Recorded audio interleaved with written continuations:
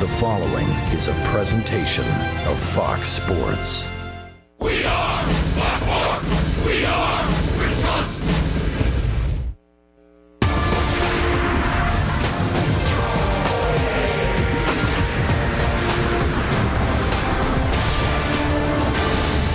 Welcome into Camp Randall. It's day 2 of our WIAA State Football Championships. We had 4 great matchups yesterday and 3 more on the slate today, starting with the Deforest Norskies and the Menasha Blue Jays here in Division 3 this morning. Good morning. I am Piper Shaw, sitting alongside WFCA Hall of Fame coach Al Minard. How we doing, Al? Doing a great today. It's a beautiful day, a little cold, but beautiful day for football. Definitely is a little bit cold, but we've got 3 great games. Yesterday, we had 4 wonderful matchups, starting with Division 7. Blackhawk Warren took down Edgar 6-0 in a defensive battle. Division 6, Regis and St. Mary's. St. Mary's Springs, they dominated that game despite the score 7-0. And then in Division 5, Lake Country Lutheran came back in the second half over Stratford 22-13. And Division 4, our nightcap Catholic Memorial took down Kiel 35-0. Looking ahead to our day today, we start off this morning with Division 3, DeForest and Menasha. 1 o'clock around, we'll have Division 2, Brookfield East versus Wanakee. And in Division 1, hopefully around 4, we'll have Bayport versus Muskego. And this is Bayport's first appearance here at state. What are you looking forward to today here, Al? We've got bigger rosters, bigger programs. We got fewer kids playing both ways, so we're going to see more college-style offenses and rock'em sock'em football. Absolutely, Al. Thank you so much. We're going to send it up to our game announcers. We've got Jay Wilson and Bill Brophy. Good morning, guys. Hi, Piper. Thanks very much. Well, Brof and I are obviously ready for the start of deer hunting season tomorrow. We're also looking forward to a great Division III championship game. These are 2 communities that really support their football programs.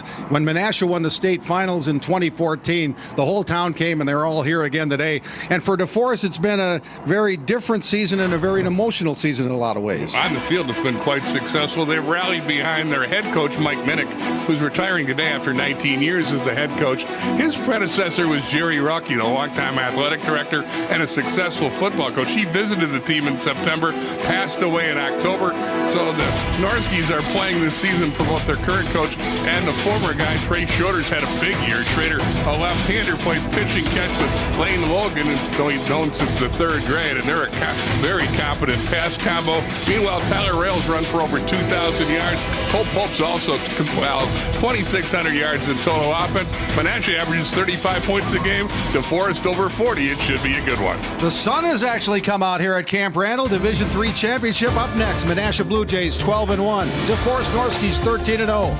The opening kickoff coming up on Fox Sports Wisconsin.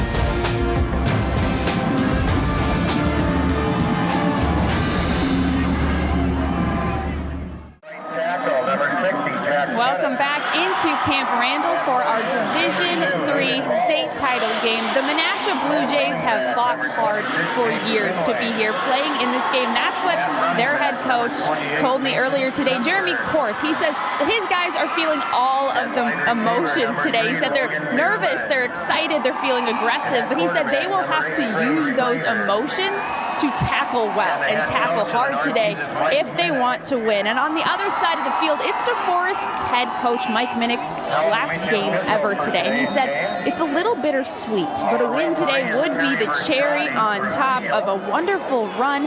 But he credits the success of this team this season to his squad of seniors. Guys? Thanks, Piper. DeForest won the toss. They deferred to the second half, so Bennett Gurdon will kick it off for the Norskies, and our Division III championship is underway. A short kick taken at the 20-yard line. This is Brady Jurgella, and he gets out to about the 35-yard line, so good starting position for the Menasha offense. One of many skilled guys on this team Jay will be calling today. Brady's the favorite target of Cole Pope, the quarterback, who's, we told you in the open, a threat to both run and pass. He's completed 56% of his passes this year. There you see the numbers. Menasha, again, averages 34.5 points a game. They allow 15. Cole Pope, a good-sized quarterback, 6'3", 205 pounds. Senior. Tyler Rail, the running back, 5'9", 185 senior, but this is a pass from Pope, and it's complete, and it's Luke Maurer getting the reception for the Blue Jays.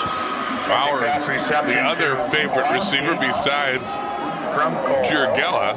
You look at the starting lineup, and the skill guys will be first, of course. We told you about Rail. He's one of the best runners in the conference, the Bay Conference, where the Blue Jays came in second. There's the line that opens the holes. Gain of 6 on that pass completion to Jurgella. So 2nd and 4. Here's Rail's first carry of the game, and boy, he is met at the line of scrimmage. Leading the way, 35, Devin Moran Rivers, and 5, Cole Yoakum. Yoakum's dad played in this field. Chad Yoakum was a Badger. His kids had a big year. Cole, honorable mention All-State defensive end, and he lets everybody know who he is here in the first series. There is the defense. They've only allowed an average of 6.4 points per game. And that secondary picks off a lot of balls. They're plus 27 on takeaways this year, including 23 interceptions. Pope throws, and what a catch. Maurer goes high and takes the hit and hangs on. That's a first down for Menasha. Wow, what a catch by Maurer. Luke's a junior, 6 feet 160. He's not the biggest guy, but you can see he's got good hands, and he went up the ladder to pick up the first down for the Blue Jays. Now Maurer and Pope worked together in the summer, developed their relationship. You saw it work out there, and it's been working out all season long. See the breath coming out of the players as we take the tight shots. Here's Rail with a carry, and Jet Reese makes the tackle for Deforest after a gain. 24 degrees. The winds are light, and that's the good news, 5 miles an hour. We're hoping for a high temperature of 36 degrees today in Madison. Even more good news, the sun's out. Yeah, we didn't even recognize it. Beautiful day for football, though, and I think everybody here layered up and is ready to watch 3 good games. Yep. 2nd and 7, 50-yard line for Menasha on their first drive. Pope still has it. Throws, and another great catch by Maurer. Boy, he is not afraid to go up and get it in traffic. And Pope's not afraid to challenge that secondary.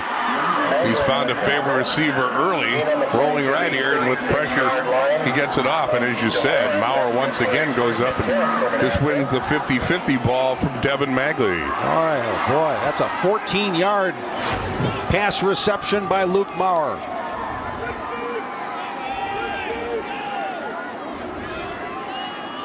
He'll take this play off. Down to the 36-yard line. Menasha started at their own 35. Rail, nothing doing. 79, Alonzo Blevins, the 6'4 senior, wrapped him up. He's their leading tackler. Also has a couple sacks and 6 tackles for a loss. Blevins having a big year for a Deforest club that's gone unbeaten in the Badger North. Beat Waunakee in the final game of the regular season to punch their ticket in the playoffs, and they are formidable both defensively and the offense you'll see shortly. Great senior leadership on Deforest. Starts in the summer, as it always does, and got him to the Camp Randall in the Division III championship. 2nd and 11 after a loss of 1. This is Devontre Smith. Gets his first carry of the game, and the 5'7 sophomore gets just short of the 30. 3rd and 5 coming up. Smith ran for 315 yards this year. You can see he's a speedy back, 5'7", 175 they list the sophomore at.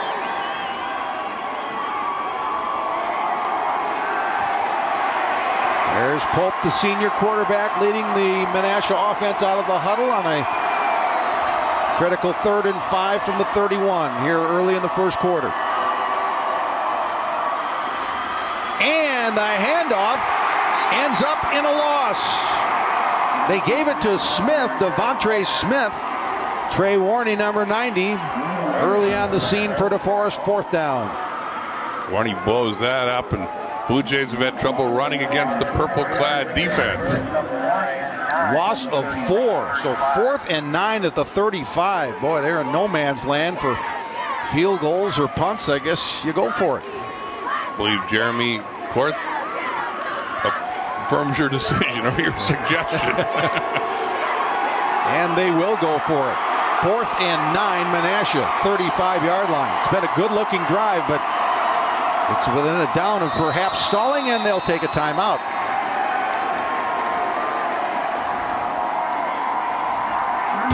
.7:04 remaining. 4th down coming up for Menasha when we return to Camp Randall on Fox Sports Wisconsin.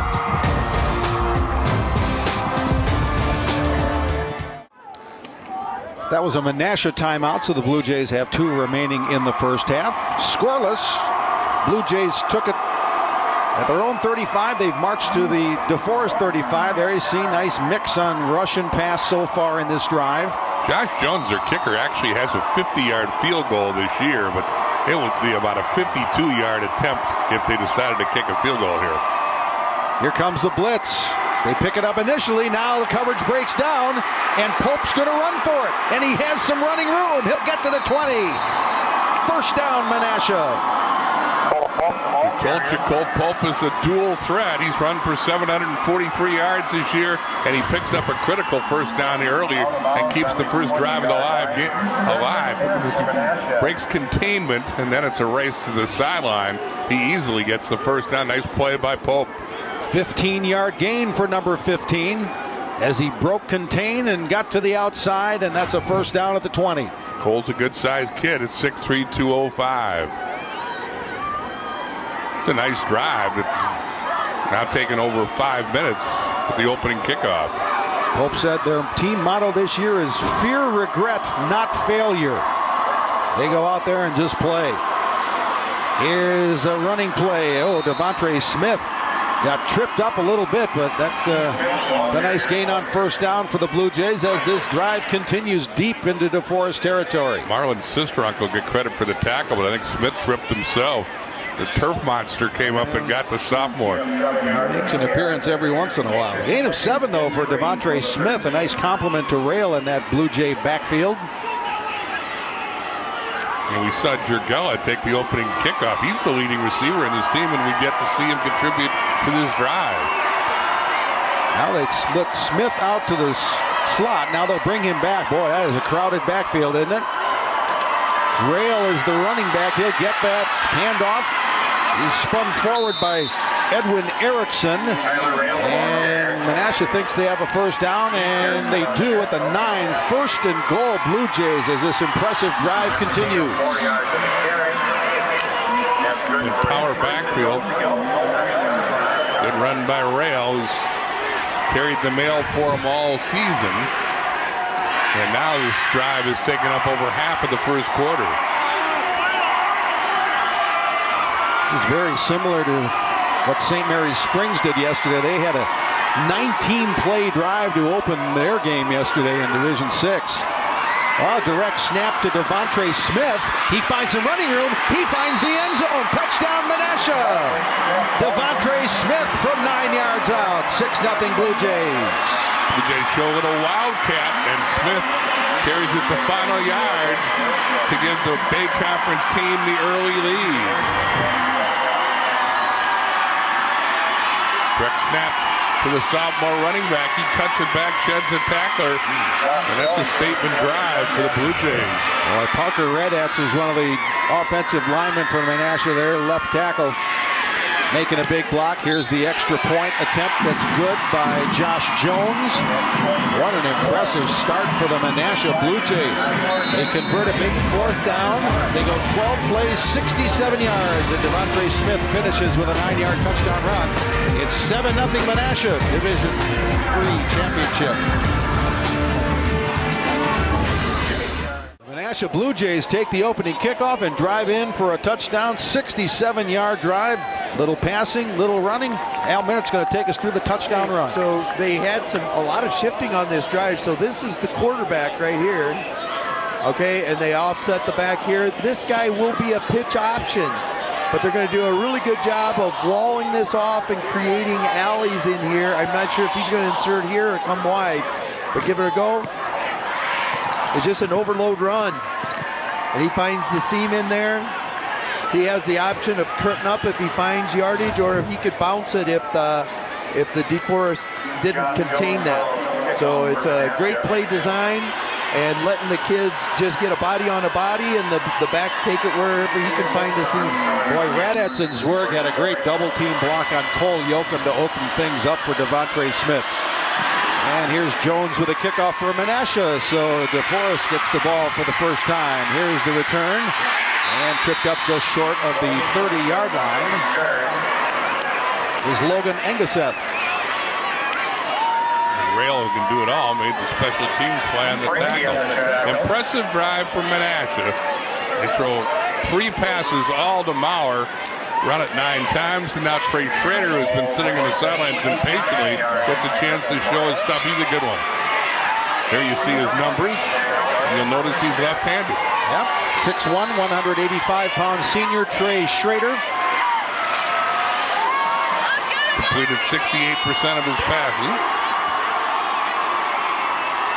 Now they'll shift. Gabe Finley is their leading runner right now. Deforest, he is right behind the quarterback Schrader. Here's the handoff to Finley, and he'll get to the 30 before he is slammed down by Cullen Quick. The Deforest starters on offense. You'll see him in the bottom of your screen. Finley's run for 1,300 yards. He's the guy. Larson, their top receiver. Again, he and Schrader have been together since the 3rd grade. They're the guys up front who open the holes for Finley and Alex Endress in the backfield. Schrader and Larson for Deforest have a relationship like Maurer and Pope do for Menasha.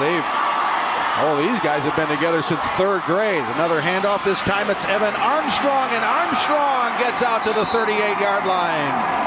Armstrong's been around a while for Deforest. Veteran running back, a senior, ran for 242 yards this year. Also caught 6 passes. He runs hard and picks up 7 to make it a 3rd and 1. Armstrong's been Deforest's leading rusher. Last year he was their leading rusher, but he's been in and out of the lineup, and he's in there today, and he gets it to 3rd and 1. Another running play, and it's going to be past the 40. That's going to be a first down for Deforest. That time it was Finley. Deforest trying to answer an impressive Menasha opening drive with one of their own. They've had no trouble putting up points. Again, averaging 42.3 this year. They've outscored 4 playoff foes 135-30.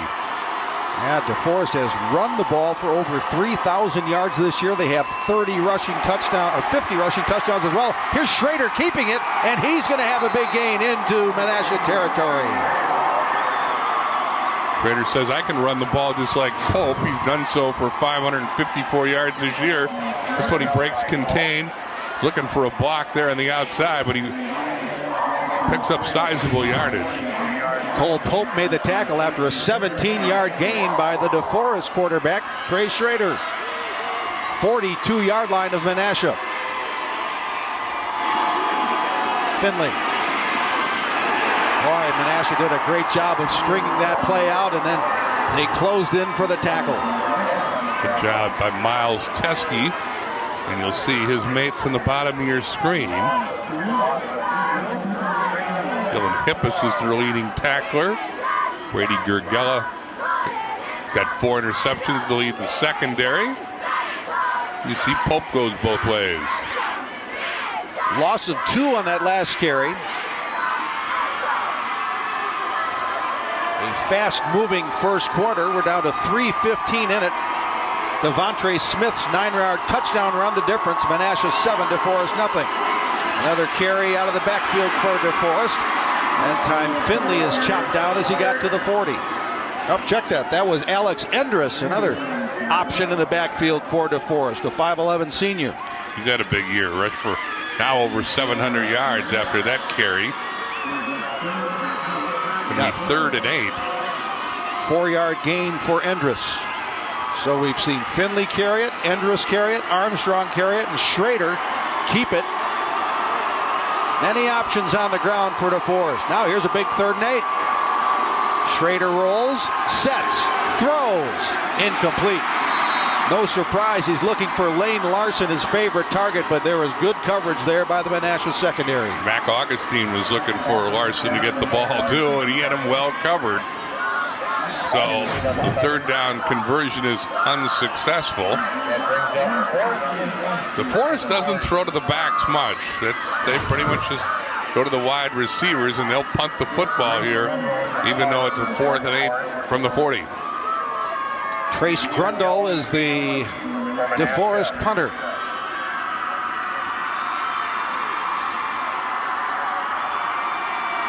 So the Menasha defense holds up. That's the good-looking punt if it catches the corner. Boy, it did. Just inside the pylon at the 1. What a job by Trace Grundle. Mike Minnick has to be happy about that roll. So Menasha, who went 67 yards to score in their first drive, now takes over on the 1 with their second drive, with 2:21 left in the quarter. Field turf here, of course, at the Camp Randall Stadium. We've seen some great rolls for punters here this week so far. And that one worked out beautifully. See what Jeremy Court dials up for the Blue Jays. They got here by beating Menominee 36-35 in a memorable semifinal. I'll tell you about that after we watch this first play from the 1. Pope's in his own end zone, looks to throw, and throwing deep, and has a man, and just overshot him. That was Maurer again. They had 3 connections on the first drive, and they almost had a big one there. Maurer had a step on the defender. Pope kind of slings this one, doesn't put enough air onto the ball, but the receiver had some space, and boy, Pope was probably thinking about a 99-yard touchdown pass, which I assume would have put him in the record books. Man. But it goes for naught, second down. So now you're looking at 2nd and 10. You're still getting the snap in the end zone. Let's see if they run this one. Nope, they're going to throw. Maurer, 4th catch of the day, out to the 6. Gives them a little room to operate, though. And if nothing else, if this third down play is unsuccessful, gives the punter a little room. But again, Maurer is the target for Pope. Yep. He had 32 catches coming into this one, and he's been the favorite man for Pope today. 3rd and 5 from the 6.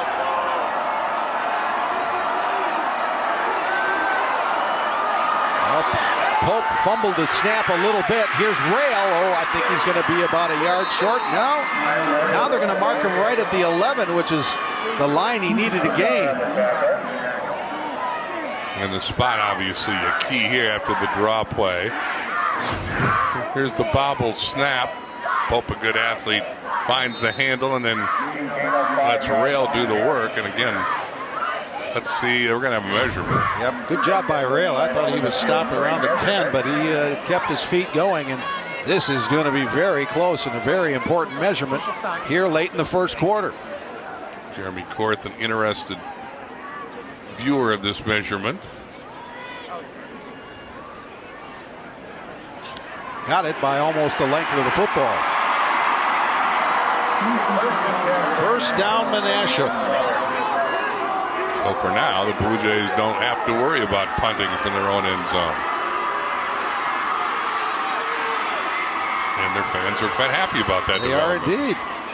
Now, we told you about the 1-point win in the semis with 51 seconds left against Menominee. The Blue Jays scored. Jeremy Court decided to go for 2. They converted and escaped with a 36-35 win over Joba Buddha's club for Menominee. Here's Rail, nothing doing. And showing that history does repeat. Menasha, when they got here in 2014, went for 2 late in the game against Homestead. Yep. With a trip to the state finals on the line. They converted that night as well. Cody Kukar on the tackle for DeForest as he held Rail to no gain. Coach Court said a lot of his players were in 6th and 7th and 8th grade in 2014 when the Blue Jays were last year in the stands. Here's the quarterback, Pope, keeping it. And he's going to lose a yard maybe. Or maybe got back just to the line of scrimmage. Still, it's going to be 3rd and long for Menasha. Yeah, they said they decided early in the week if there was in a situation against Menominee where it was a 2-point question, they were going to go for it. And they were going to go for the win. They knew that early in the week. And that's when you should make those decisions, when things are level-headed and the fans in the stands on both sides are screaming. That isn't the time to think about it. But Menasha got here, and they've looked pretty well and take the lead after getting here. And that will do it for the first quarter. 5:34 in that first quarter remaining. Devontre Smith went in from 9 yards out, and Menasha has a 7-0 lead after the first quarter. Second quarter coming up on Fox Sports Wisconsin.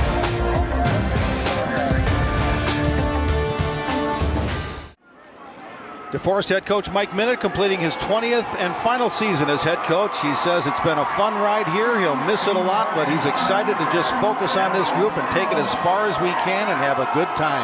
He grew up in DeForest. He's a physical education teacher at DeForest High School. He is a DeForest guy, and boy, would he love to finish off his coaching career with a win. Here's Pope throwing across the field and knocked away. He was looking for Maurer again, but defending was Adam Zapiniak, incomplete. Well, he's got some ball hawks in the secondary, does Coach Minnick, and they batted that one down as Pope scrambled around and tried to find Maurer. Instead, they'll have to punt the ball away from deep in their own territory. Boy, Trey Warney almost got there for the sack at about the 5. Now Pope will go in punt formation. He'll be standing at his goal line for this snap. Pope averages 31.9 per kick. Pretty good one. And he'll get a good roll too. Boy, I'll tell you, there's something in those balls. They just roll and roll and roll inside the 30. So the DeForest defense holds. Let's see if the Norskies offense can find an answer. They're down 7-0.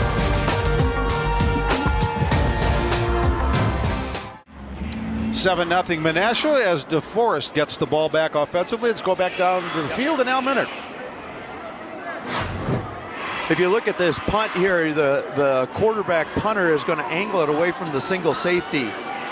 So it happened to coincide also away from the rush, so it'll be interesting to see if he continues to try to punt to the right. That's one of the hardest things to do because you sometimes shank them, but it resulted in a really good flip of the field. With the roll, 61 yards on the punt. Here's Schrader keeping it. Schrader has some running room around the far side, and Schrader tripped up, but that's a first down carry for the senior quarterback for DeForest. Design quarterback keep, and Schrader picks up sizable yardage for DeForest on their first play of their second drive. Some pretty good blocking for Schrader, too. Convoy included 65, Braden Harmon. 12-yard pickup. First and 10 at the 40. Rushing yards almost dead even. There's Schrader again. He's in a little trouble. He's going to try and throw it away. And incomplete. I guess somebody was in the area. He just wanted to get rid of it. Yeah. A little slow getting up, as you can see. Yeah, he wasn't in a good spot there, I'll tell you that. Okay, on this you got a run pass option, and he's supposed to, if he's going to throw it, he has to throw it right away. Otherwise, the linemen are going to be downfield. And so, again, with a run pass option, you've got the linemen and the running backs are running a running play, and the receivers are running a pass play. And so the quarterback has to make his decision right away whether he's going to give the ball on the run or throw the pass. If he holds on it and scrambles, linemen are going to be downfield. There was an ineligible player downfield. And that's what Al was getting at in the run pass option. A lot of times the quarterback delays, the lineman's going to get downfield. The penalty was assessed, and it's 1st and 15 for the Norskies. And they hand it to Evan Armstrong. He bounces off one tackler, gets a couple of yards, but it's going to be 2nd and long for DeForest here. Clock rolling toward the 11-minute mark in the first half. Got 3 yards on that carry to Evan Armstrong. He's one of 22 seniors on this Norskies roster. You saw him late in the year when they took Wanakee apart. It was Wanakee's first loss in the Badger Conference since 2014, and they physically beat him up, particularly in the fourth quarter. Yeah, that was 35-13 Deforest over Wanakee, but guess what? Both of those teams are playing for state championships today. Here's Schrader rolling, throwing on the run, intercepted! For Menasha, that's Brady Batchelor with the pick. He's trying to get the ball to his favorite receiver, Larson, but the pass was just short of the receiver, and Batchelor had an easy pick. Well, Larson on the tackle. Only his 7th interception thrown this year, but Batchelor's play gives Menasha a short field with a 7-0 lead. At the 37-yard line of Deforest. Well, you know the odds are good. He's going to look for Larson all the time, and that time well read by Brady Batchelor for the pick. Now opportunity knocking for the Blue Jays. Rail gets it, and he runs right into Devin Moran Rivers, the middle linebacker.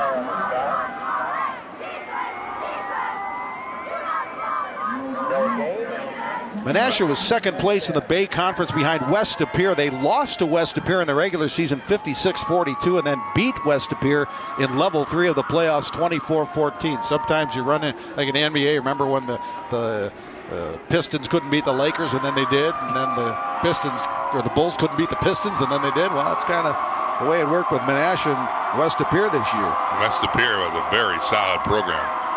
2nd and 10. And this play's going to lose yardage. Lots of gold and purple in the backfield to wrap up Devontre Smith. Cody Kukar was among those that swarmed to the football. Good pursuit by DeForest. Sets up a 3rd and long now for Menasha. This drive's going the wrong way after the interception set him up at the 37. It's now 3rd and 12 back at the 39-yard line. This is Menasha's 2nd trip to the state finals. As we mentioned, they won the state title in 2014, beating Waukesha West 35-17. Pope shotgun. Throws, and nice defensive effort there by the Norskies. Alex Endress knocked it away, 4th down. Oh, big defensive stop for DeForest after the turnover. Good play here by Edris. He's trying to get the ball to Rail. And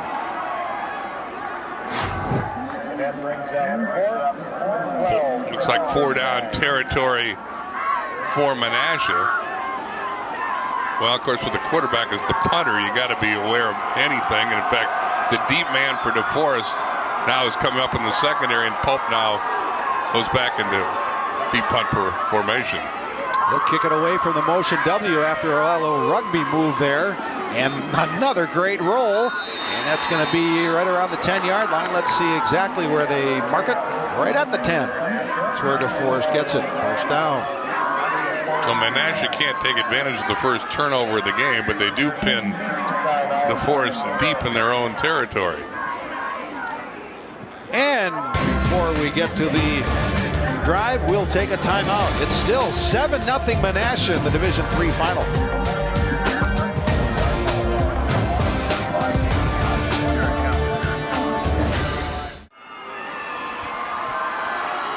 Well, an offense that scored over 40 points a game so far this year has struggled early. They've been limited to 41 yards on 10 plays.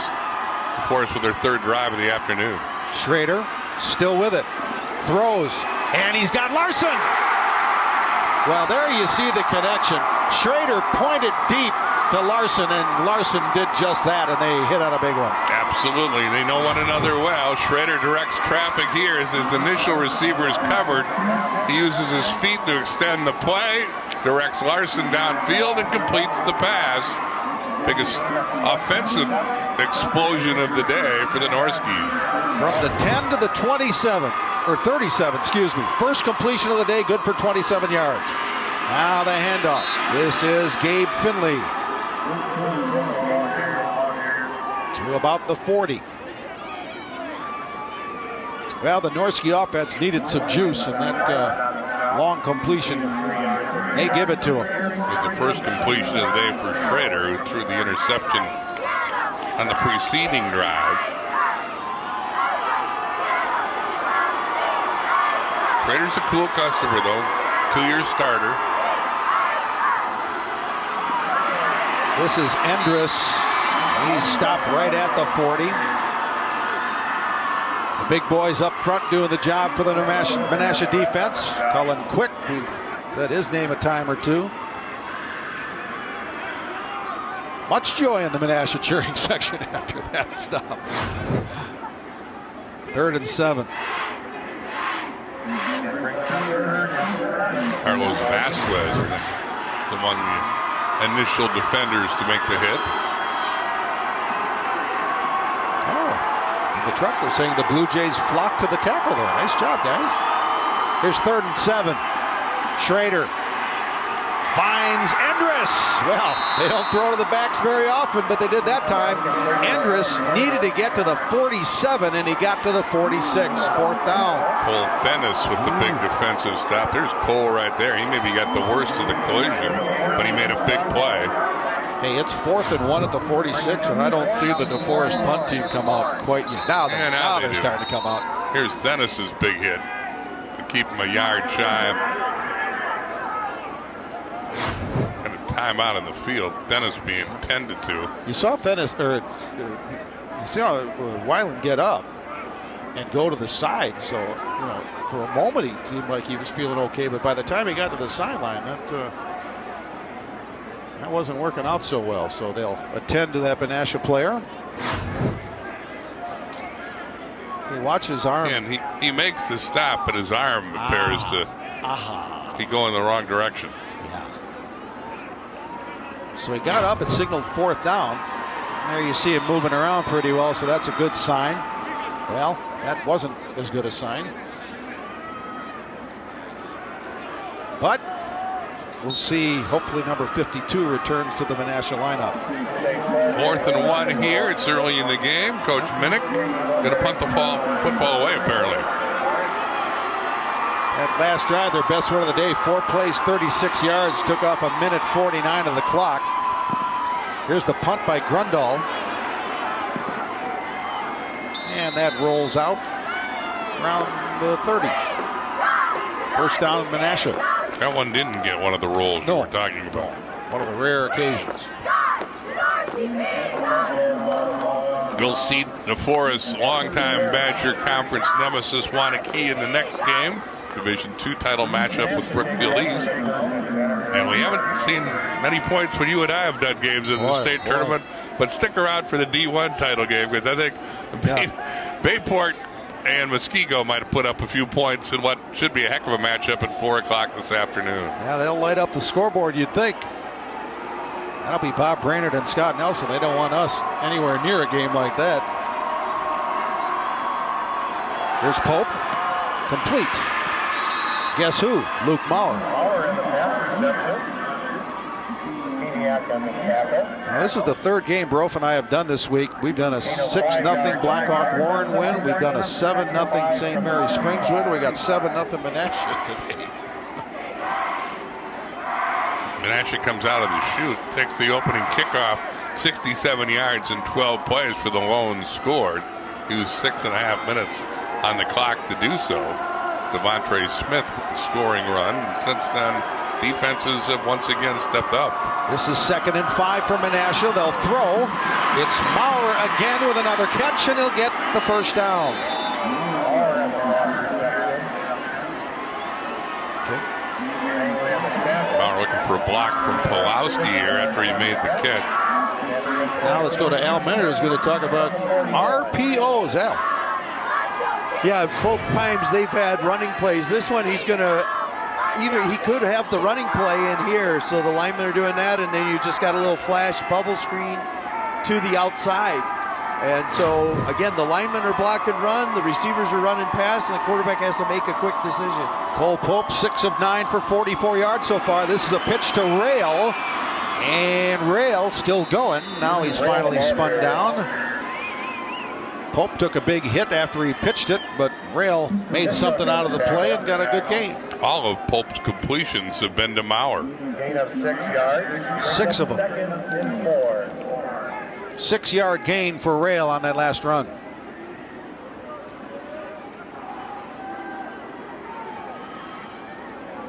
He threw for 285 yards and 4 touchdowns in that regular season game against West De Pere. That was his season high.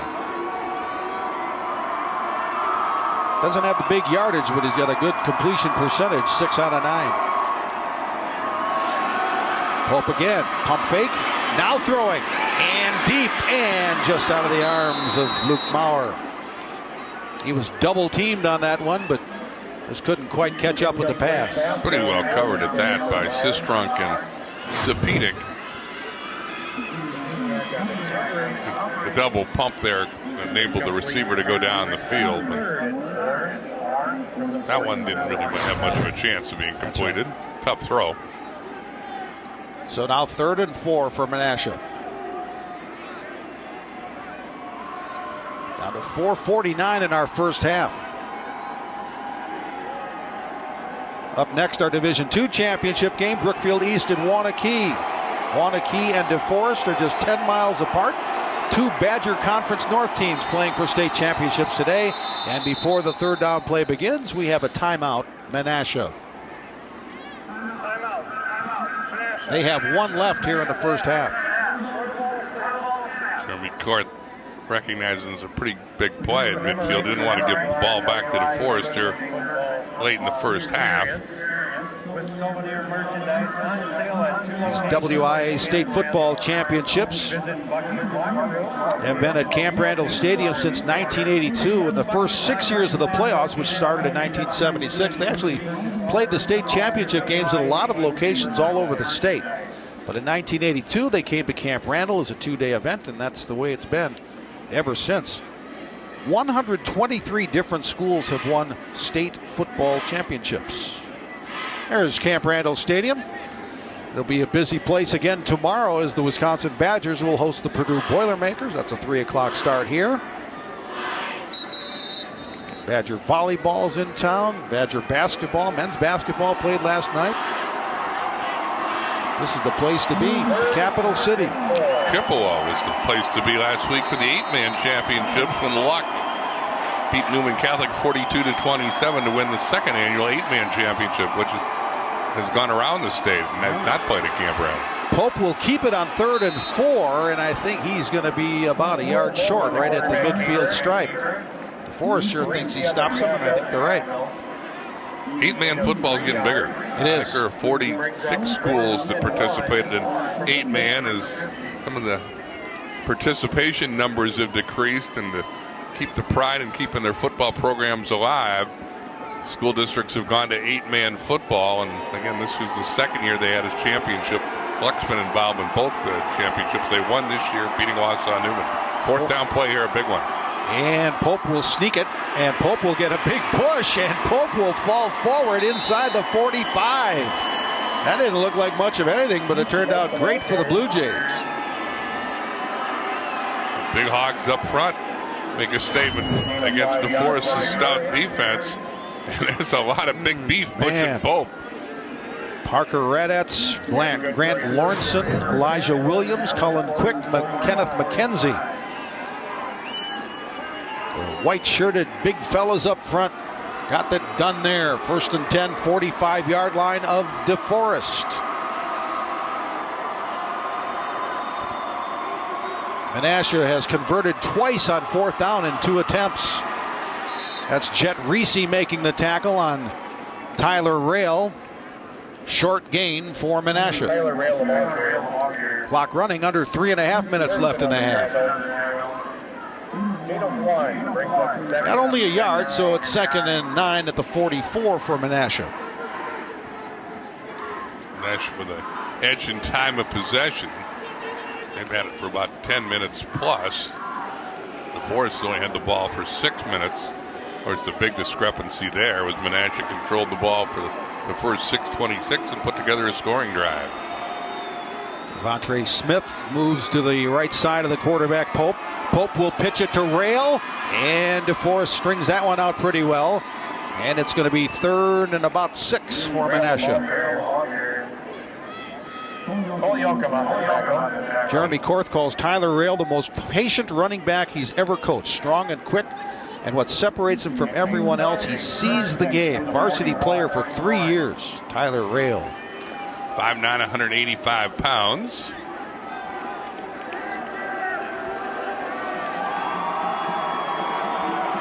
There you can see his numbers this year. Rail today, 9 carries, 21 yards. This is 3rd and 6. Pope. Boy, what do they have going here? Pope's in a bit of trouble, and he's just going to have to eat it. Boy, I tell you, Marlon Sistrunk finished it off. Boy, I don't know if that was a little miscommunication, but he was spinning around like a top after he caught the snap. Well, it certainly looks like a busted play. He's going one way, and then goes the other way. Here comes Churgella. I don't know if Churgella was supposed to pick up the pitch there, but certainly Pope did a good job to get something at all. It was a cut your losses kind of play, right? There's no question. And it sets up a 4th and 8, and apparently a punt. Again, that's the quarterback who's the punter, so be alive. Takes 2 steps to his right and hits a line drive, and boy, the roll is a good one to the 6. Man.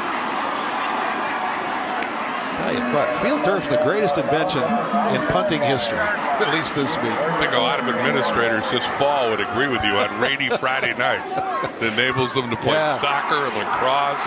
I think a lot of ed classes on their fields. We saw some grass fields this year that punts ended up looking like pitching wedges on a golf course where they stuck. Good job by Pope to pin DeForest back deep again. Did a good job by Pope, the quarterback, to take some time off the clock. Schrader and company only have 1:57, but they have all 3 timeouts as they take over once again deep in their own territory. And they've got a bunch of veterans in that offense that know what to do. Here's Schrader. Across the middle, complete. Lane Larson on the reception, wrapped up by Brady Jurgella. Larson was the Badger Conference Offensive Player of the Year. He caught 46 passes for 850 yards. On the play, good for a 1st and 10 from the 18. 12-yard gain. DeForest average starting field position, their own 19. They started this drive with their own 6. That 12-yard completion got him out to the 18. Schrader dancing around, now finding some space, throwing and lobbing it incomplete.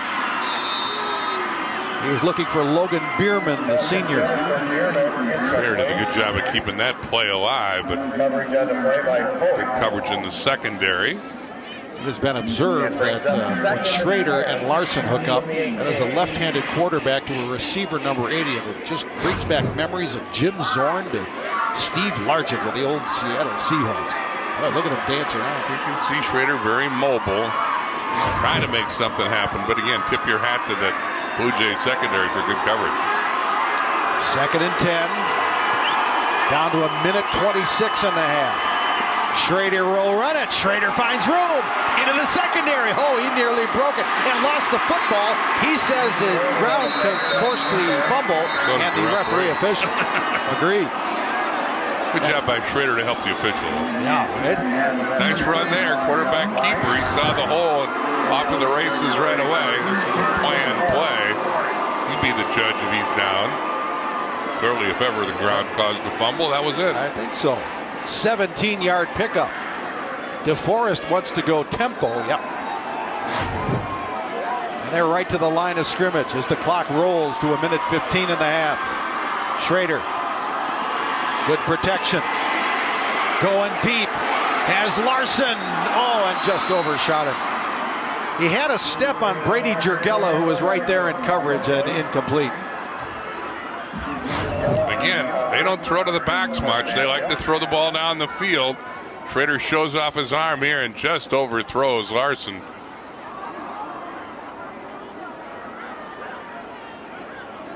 2nd and 10. You can match up all day of Larson versus Jurgella. Yeah. Jurgella's 3 interceptions this year.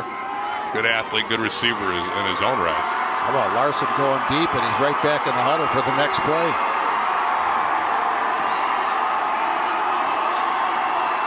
Second and 10. Schrader.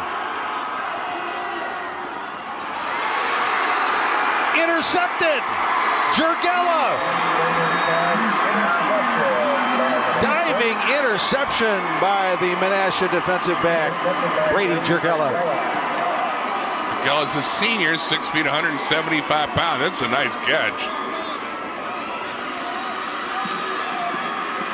Now, there's some hesitation on the field. I think it's a turnover, so that all plays are being reviewed. We have replay enforced for the first time this year. We saw it yesterday, a number of reversals, and this one's being reviewed. Does Jurgella make the catch? Well, the ruling on the field is it's an interception. Yeah. It is being reviewed up here in the booth. There are no coaches' challenges under this review process implemented by Wisconsin, which is one of 8 states in the National Federation of High Schools, which is using replay this year for the first time.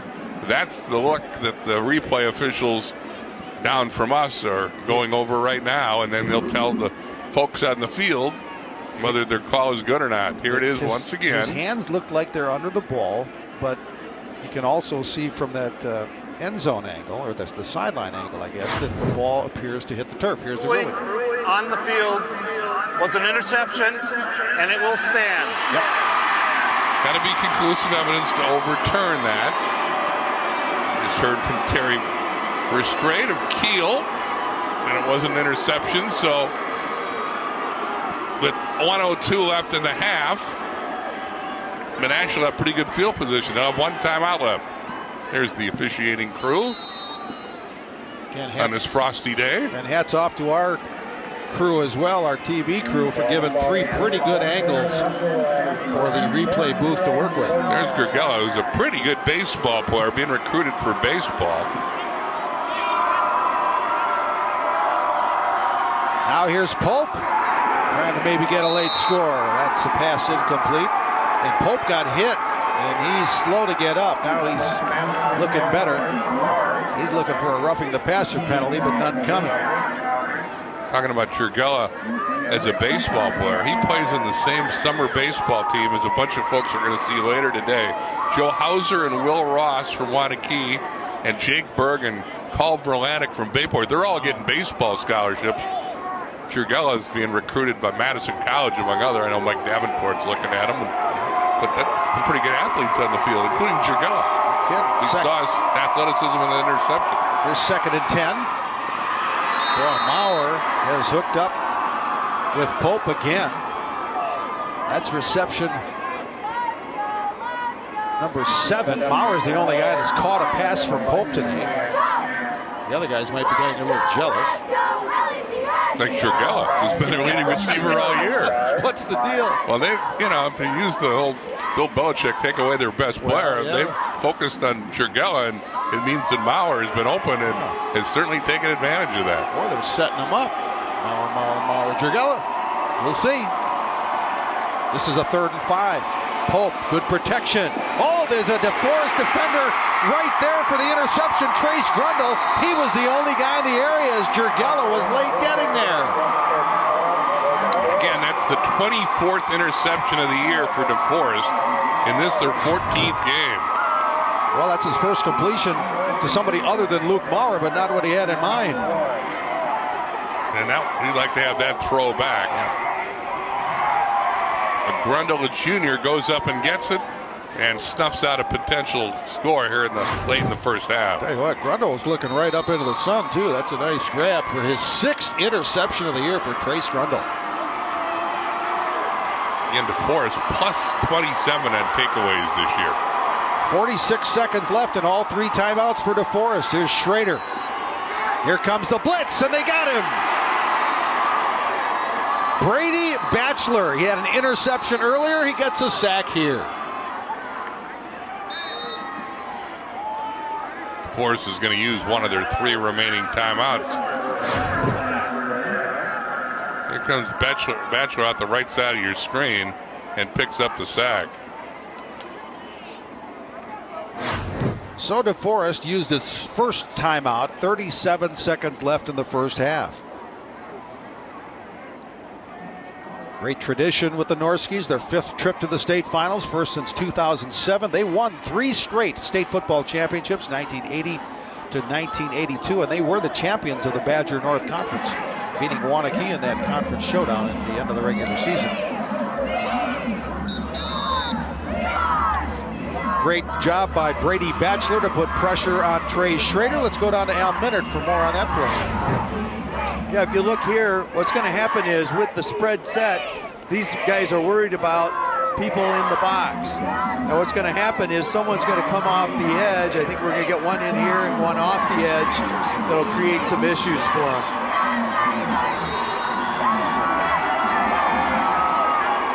But again, they're worried about inside protection and get that edge off of there. Here's Schrader. He find a little room around that far side again and made a pretty good run out of it. Knocked out of bounds at about the 25-yard line, but it'll be 3rd and 6 coming up for DeForest with 30 seconds left, and it stopped the clock. Yeah, let's see where they ruled that he stepped out. He tried to tiptoe down the sidelines, and he's going to have a ways to go here. By getting out of bounds, they save the necessity of using one of their 2 remaining timeouts. Well, this is where you want a senior quarterback with a good head on his shoulders, and Schrader is just that. Total yards are almost dead even. Menasha 107, DeForest 106, but the Blue Jays have the 7-0 lead. Here's 3rd and 6. Schrader, receiver fell down. Larson fell down. We're going to say Larson slipped on that turf, which we've been talking about, Jurgella, with an opportunity for his 2nd interception. Larson just never got there. Schrader was thrown to a spot, and Larson's holding his wrist. I wonder if he gets hurt here when he fell down. Yeah, Jurgella almost had an interception. Again, Schrader and Larson have been together so long, he anticipates Larson's move, and he just slipped. Well, we'll keep an eye on that as Larson takes his seat. Here's Grundle, who had the interception. He's back out there to punt it away for DeForest with 26 seconds left in the half. Pre-snap penalty.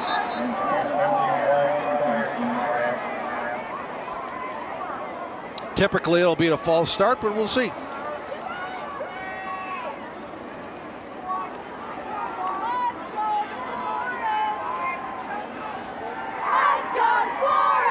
DeForest shut out in the first half. Their lowest point total of the season in a game, level 2, level 4 last week. They had a defensive battle with New Berlin Eisenhower. Prior to the snap, false start, offense. Please reset the game clock to 30 seconds. 30 seconds on the clock. So as expected, a false start. They'll put 4 seconds back on the clock.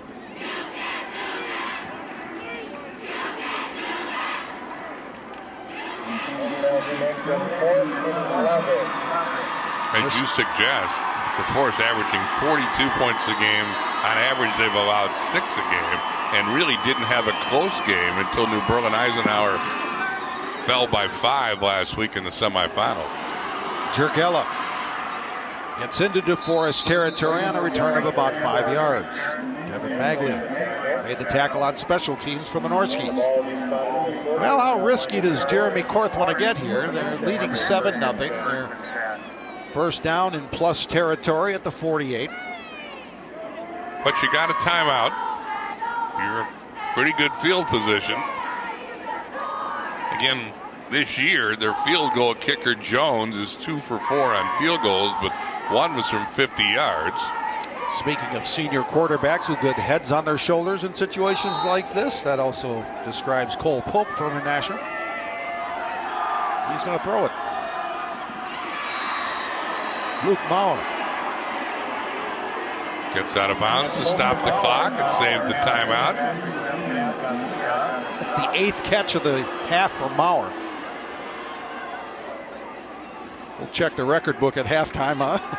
It's got to be getting close. So a 9-yard gain makes it 2nd and 1, and the clock stops with 19 seconds left. Again, Menasha with just 1 timeout remaining. Not a bad first half for the junior Luke Maurer, though. My goodness.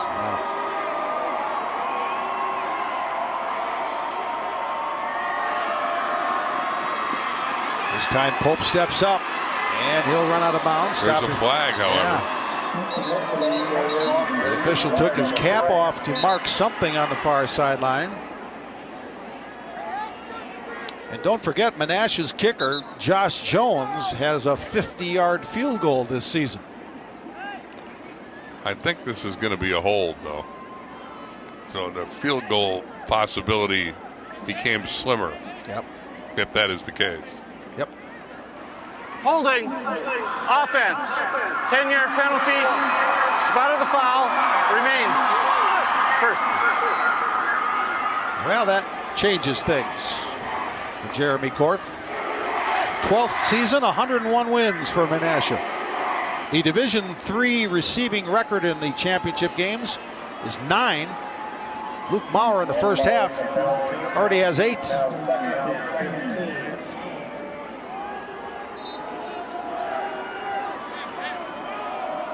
Second and 15 back at the Menasha 47. They'll run a draw, and that will be gobbled up. And that may be the last play of the half. Alonzo Blevins wrapped up Tyler Rail, and the clock will go to 0. That's the end of the first half. Only run out. Wait a second. The official. No, it is not. Oh, no, it is not. A third member of our broadcast crew tells us Menasha called the timeout with 2 seconds left. Their final timeout of the half. I think our good friend Alley-Oop might be making an appearance here. Well, apparently wants to give Pope a chance to show off his arm. Unless they're going to kick a what? Let's see. 56, 66. It'd be a 72-yard field goal. I think you're right the first time. We're going to see a hook and ladder or a Hail Mary or some exotic here. Yep. But, as they say, you can't take the timeouts to the locker room with you, so you might as well use the last one. Jeremy Korth told us on Sunday night in the conference call it's tough to even measure what a trip like this means to his community. It's a very diverse community, Menasha, diverse population. These kids are doing things they never thought they could do, like practice at the Don Hudson Center in Green Bay and play a game at Camp Randall Stadium. You can't lose sight of that. All right, after the timeout, here's Pope. Let's see how strong his arm is. It's pretty strong. Into a crowd, intercepted. Marlon Sistrunk fills the stat sheet at the end of the half. Second interception thrown by Pope. That's one the quarterback is asked to take for the team. But again, we got a defensive battle, Jay. Menasha goes 67 yards in the first 6:26. Devontre Smith with the 9-yard run. That's our only score in what shapes up as a hard-hitting defensive struggle between two teams that have put up a lot of points this year. Some will say, knock it down on a play like that. But I say, hey, get an interception. Get the stat. Here's the touchdown run of the first half. Devontre Smith of Menasha, and the rest has been all defense. Interceptions. Third down stops. 7-0 Menasha at half. Welcome back to Camp Randall. It is halftime in our Division III title game, and Menasha head coach Jeremy Korth is here with me. Coach, that touchdown early on in the game, what kind of momentum and energy did that give your team? Well, I think it's just, it helps to get on top first right away. And we still got a lot of work to do because that momentum has not exactly carried over on the offense. We've made some mistakes along the way, but it was nice to get that first score right away. And our defense is really holding right now, and we need to help them out. And you're ahead, but you've still got half a battle to play. What adjustments do you need to make in order to solidify that lead? Well, we just got to clean some things on the offensive line. We got to clean some things up on the inside, and then just in general, we just adjustments are being made as the game goes along. It's not just one big halftime adjustment. Absolutely, Coach. Thank you. Good luck in the second half. Thank you. All right, we will be back after the break with more halftime coverage in our Division III title game. Stay with us.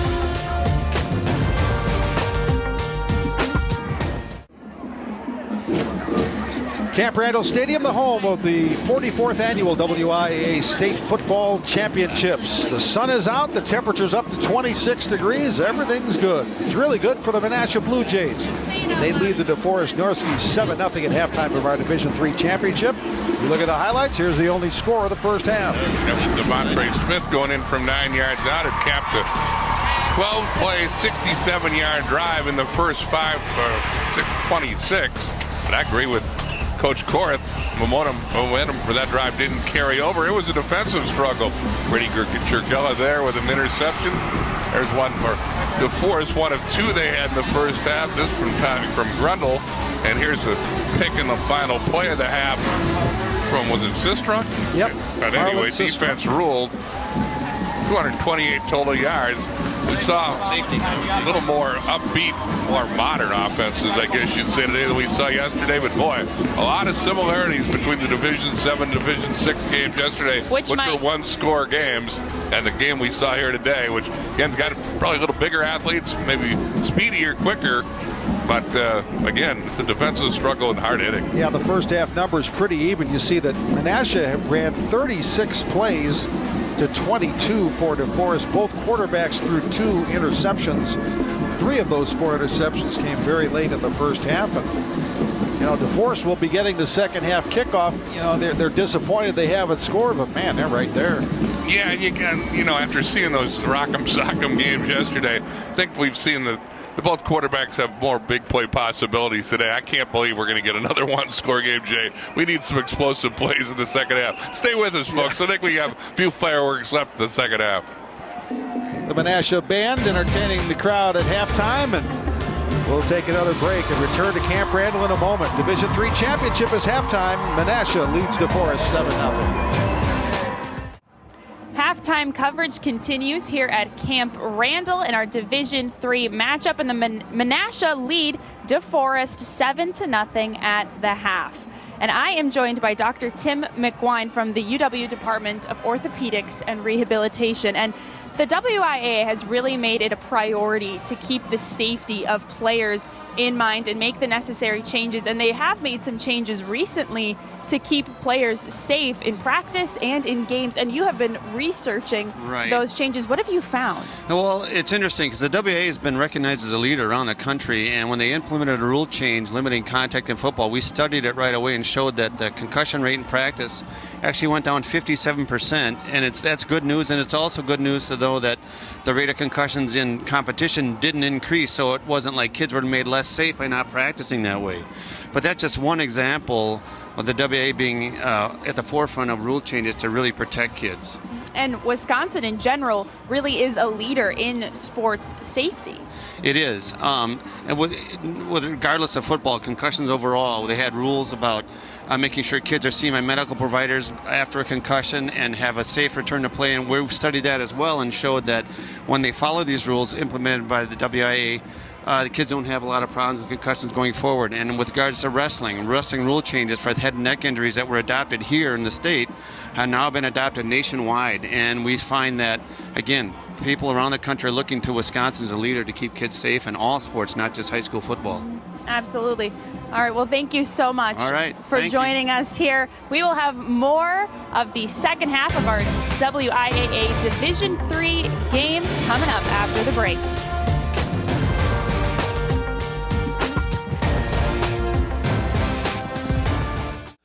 The 2019 WIAA State Football Tournament is brought to you by Rural Mutual. Premiums paid here, stay here to keep Wisconsin strong.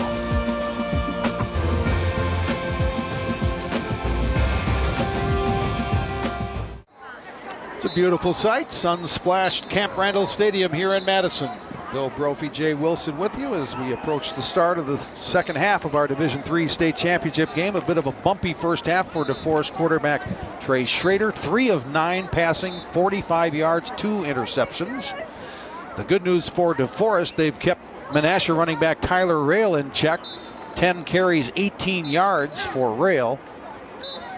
But Devontae Smith has the touchdown, and that's the difference. And DeForest offense, they didn't score in the second quarter, but they showed a little more life and a little more movement. Well, I never thought they got into a rhythm. Part of the reason is they never got in the field. We saw the stats earlier, but going inside those numbers a little bit. But Menasha's time of possession in the first half, 16 minutes. DeForest 7 minutes 43 seconds to be exact. So DeForest didn't get in the field much, and they had lousy field position when they did. But as you said, they came on a little bit in the second quarter when they amassed 84 to their 115 total yards, and they outgained Menasha by 2 yards. And again, DeForest just hasn't seemed to get in rhythm. Shredder hasn't been the guy we'd seen earlier in the year throwing the ball. He's their leading rusher with 55 yards. But again, Menasha's awfully good defensively, and still shapes up as a dandy second half. Piper Shaw had a chance to speak with DeForest head coach Mike Minnick. Piper? Yes, Coach Minnick told me before the game started that really their bread and butter and what has been winning them these games this season is that they can just execute. They just perform at a high level. They execute at a high level. And he said that they weren't really doing that in the first half. He said that's really all that he wants to see from his team in the second half. He said when we do that, we can win. And I also just checked in with him. You know, we've been talking about these seniors on this team and the leadership that they've brought. And I asked him, how are you feeling? How are they feeling right now, knowing this is your last half of your coaching career and their last half of their high school football career? And he said, you know, we're okay. We're just calm. We just want to enjoy this, but we also want to be proud of the game that we're playing when this is all over, win or lose. Guys? Well, that just sounds like Mike Minnick, a mild-mannered, great guy. 20th year as head coach. Of course, as we mentioned, Jerry Rolke, the longtime DeForest head coach and a real mentor to Mike Minnick, died in Florida in October. Coached at DeForest for 50 years, led the Norskies to 8 conference titles, did Jerry Rolke. DeForest has had 2 football coaches in, the last 70 years? Yeah. Minnick and Rolke. Yeah. That's stability. Dutch Stalder won 141 games from 1938 to 1964. 80 of those came in 6-man football, so it's a throwback, that 6-man football back in the day. And then Rolke won 175 games from 68 to 99. They're both in the WFCA Hall of Fame. And then Mike Minnick, 161 wins coming into today. There you see the first half possessions for DeForest, and that's not what you want to see out of your offense. Again, they've just been out of sync.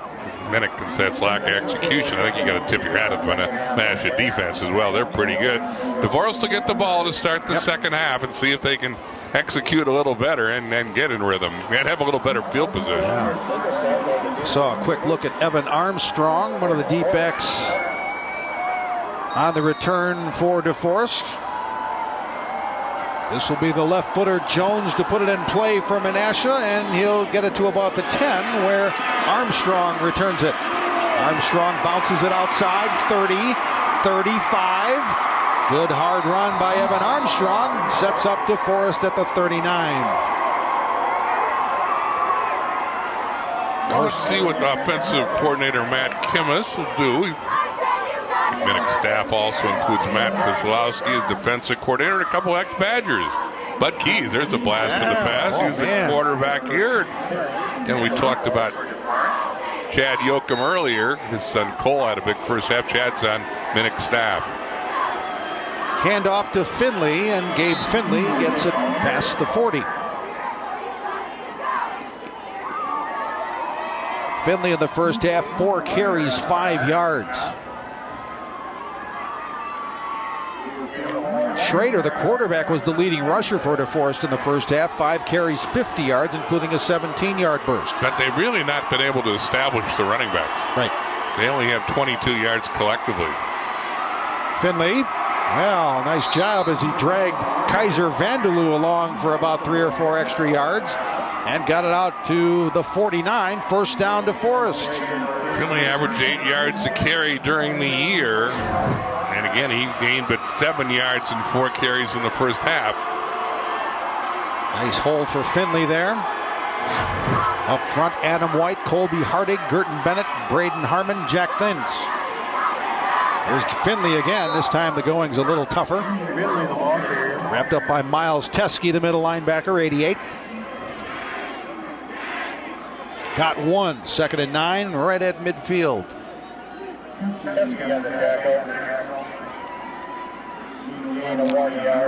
Menasha came out of the chute the first half kickoff and scored the only touchdown of the game. DeForest would love to come out of the locker room here in the second half and return the favor. There's Schrader. He just gets it and goes, and Schrader with a nice gain. That's very close to a first down, and they'll mark it right at the 40, so it is a chain mover for DeForest, and this first drive of the second half looking pretty good so far. No RPO there. That's a quarterback keeper all the way. Turgella knocks him out of bounds when he gets to the edge here and picks up the first. Not an RPO, that's an R. Yeah. Right?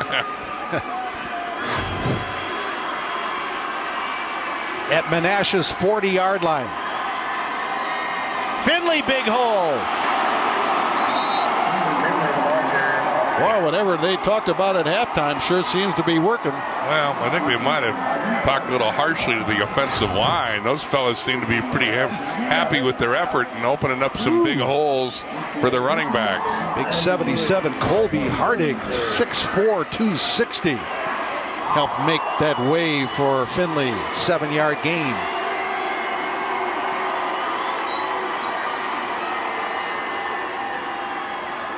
Again to the ground. This time Finley's wrapped up just after he got the handoff. Teskey was there again. So was Cullen Quick. And again, this is what DeForest did to a lot of Badger Conference opponents during the year, was power football, a heavy dose of Finley. 3rd and 1. All running plays on this drive for DeForest. Schrader makes it a 7th run. He'll get a first down. He'll get to the 24. Schrader, the ball carrier. Well, you talk about tradition in DeForest. This is their 30th trip to the WIA State Football Playoffs. They've made the playoffs the last 14 straight years. The last time they missed was 2005.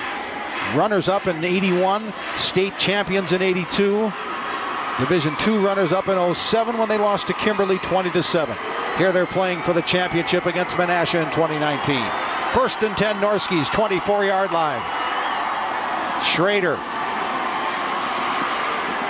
Good stop there. Kaiser Vanderloo wrapped up the DeForest quarterback. First play of the second half.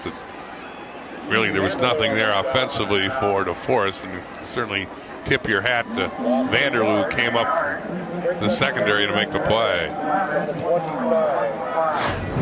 Vanderloo, the senior cornerback. This tackle for a loss makes it 2nd and 11 and quells some DeForest momentum. This is from the 25. Another run. This time it's Alex Endress, the other senior running back. And it's going to be 3rd down for the Norskis. Feels like they really have to come out with some sort of score here. They'd love a touchdown. Nothing flashy about this drive. Just saying our guys up front are going to beat your guys up front. Crowd senses this is a big play, and it is. 3rd and 5. Larson in motion. They'll give it to the running back, and Finley can't escape. 4th down.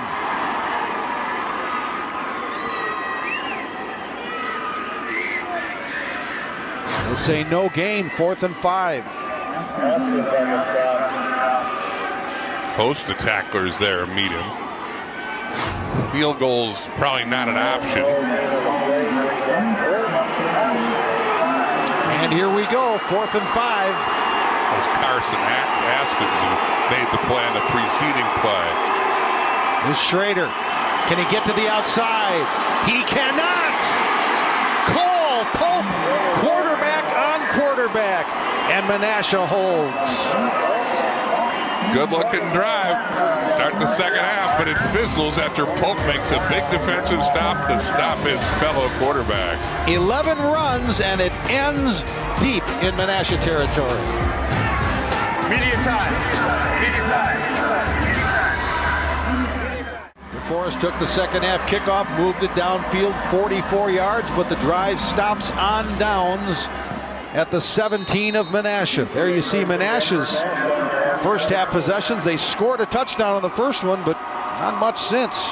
Yeah, they haven't been able to sustain much since that opening march. Pope has some running room. Goes up high to try to avoid the tackle of Adam Zapiniak. Second down.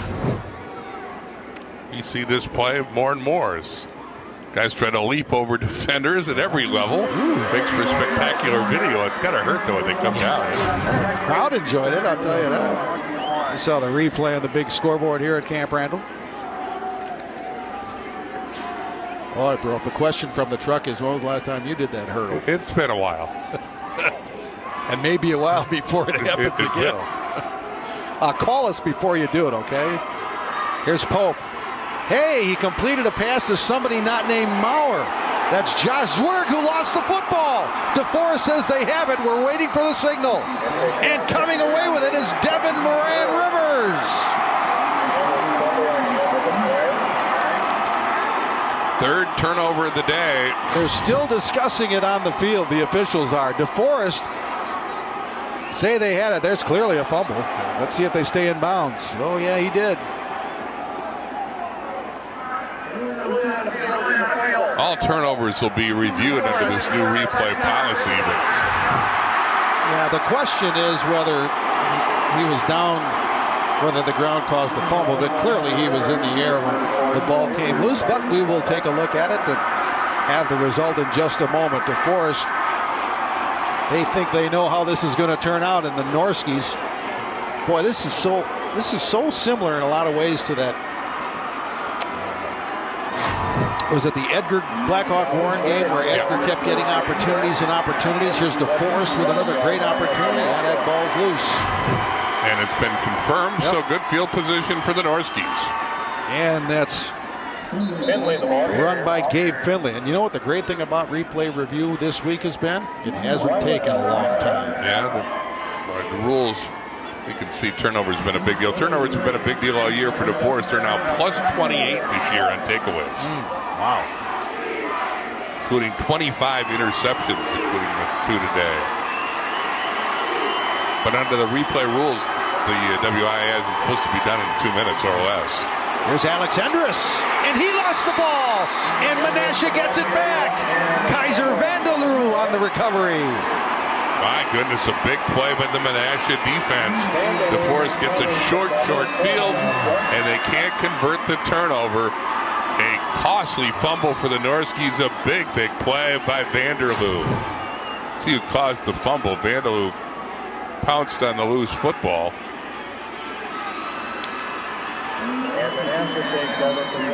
Let's see, we'll get a better look at it here, I think. That's number 9, it looks like. Brady Batchelor. Yeah, man, he's having a game. Holy mackerel, a sack, a forced fumble, and an interception. 6th turnover of the day. Both teams now have 3 giveaways. From the 17, Menasha gets it back.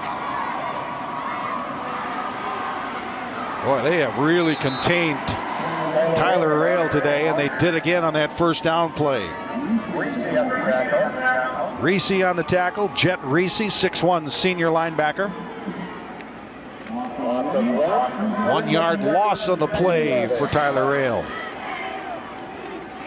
Now that DeForest defense is saying, well, I guess we just have to get the ball right back. Cole Pope says, well, I want to move these guys downfield and get another score. Have a little breathing room. 2nd and 11, Menasha. Down to 5 minutes in the third quarter. Direct snap to Devontre Smith. He has a wall of blockers. He'll get to the 20. It's a scoring play from earlier in the game when the quarterback Pope shifts to the right, as does Smith, and then gets the direct snap. He's went in from 9 yards out for the only touchdown of the game in the first quarter. He was not successful on this run. This is a gain of 4 yards for Devontre Smith.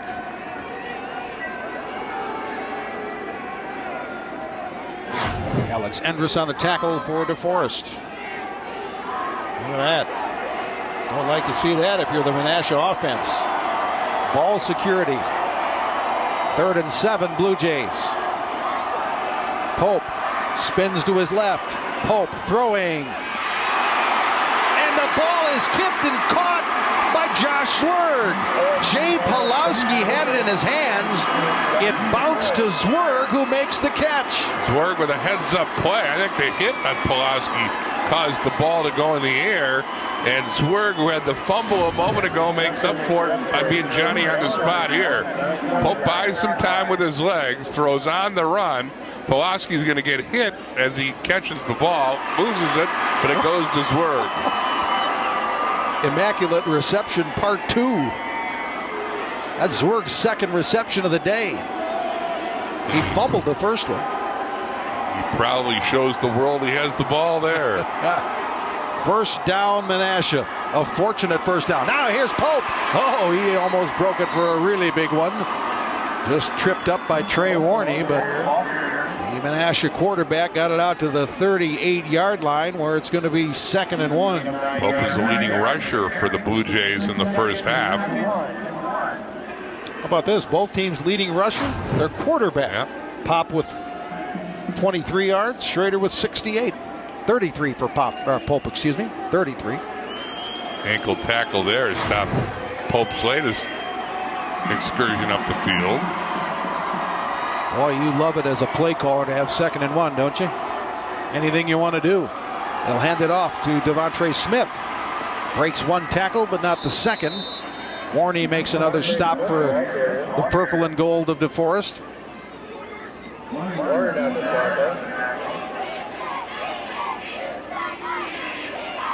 Devontre Smith, just a sophomore. He's got a lot of calls today. And again, has scored the game's only touchdown.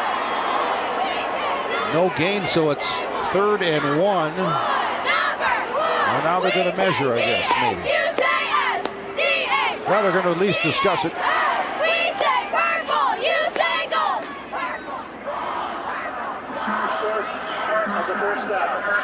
Okay, the runner is short of the first down was the announcement. There's Pop's day, 107 total yards, passing and rushing. Pope's in charge out there, though. I mean, he's a good game manager and makes some plays as well.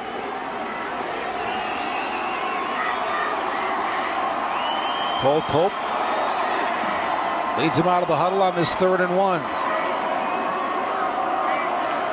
Zwerg in motion. Pope will take it. Pope, nice move. Pope gets the first down. Trace Grundle prevented an even bigger gain by the Menasha quarterback, but that's a first down carry for Cole Pope. Grundle had the interception earlier. He makes the tackle there to stop Pope's scramble. 5-yard pickup. 1st and 10, 43-yard line. Menasha putting together something offensively for the first time in a while, and they've been waylaid by turnovers.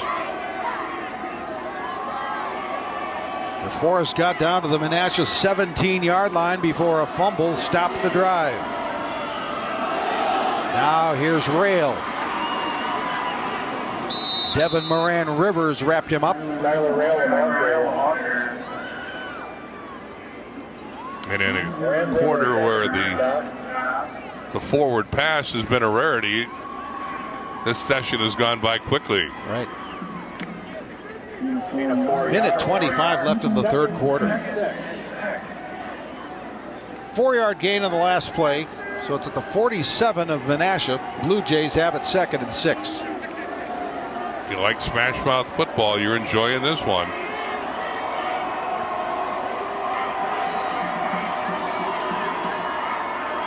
Here's Pope. Stopped at the line. That's Cody Kukar, 93, making the play. Lost one. Cody among the top tacklers for DeForest today.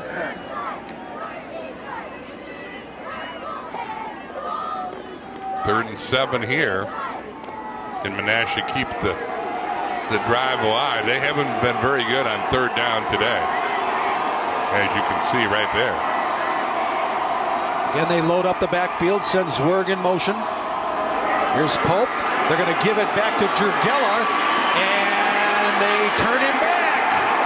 Edwin Erickson Erickson finishes the tackle. But Cole Yoakum blew up the play. He sensed the reverse was coming, and Yoakum had to slow Jurgella down so his teammates could finish it off and force Menasha into a punting situation. And that will do it for the third quarter. A loss of 4 on the play. It'll be 4th and 11 Menasha at their own 42-yard line when we come back. Yoakum and Erickson team up on a big play. Mike Minnick heads to his final 12 minutes as DeForest head coach, still trailing the Division III championship game. It is 7-0 Menasha. Back with the fourth quarter in a moment on Fox Sports Wisconsin.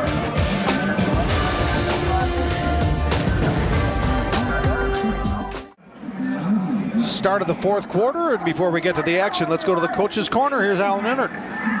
Yeah, they've been using these overloads all day long and running wide left, and now he's going to pitch it back to a receiver coming around on reverse.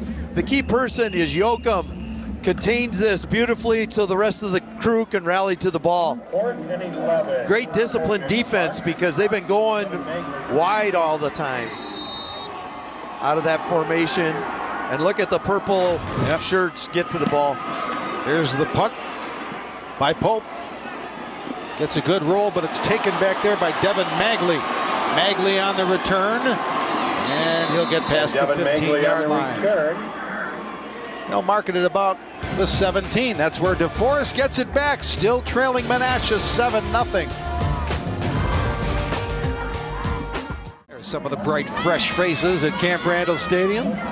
Bright blue sky, not a cloud in the sky. It's a little frosty, but a good day for football, and the sun's out. We got a dandy smash-mouth game of defense on both sides. Again, Menasha scored in the first drive of the game, and neither team has done much since. All right, 11:49 left. DeForest still looking for their first points of the game. This is Gabe Finley trying to work his way. Finley, the ball carrier. From deep in his own territory.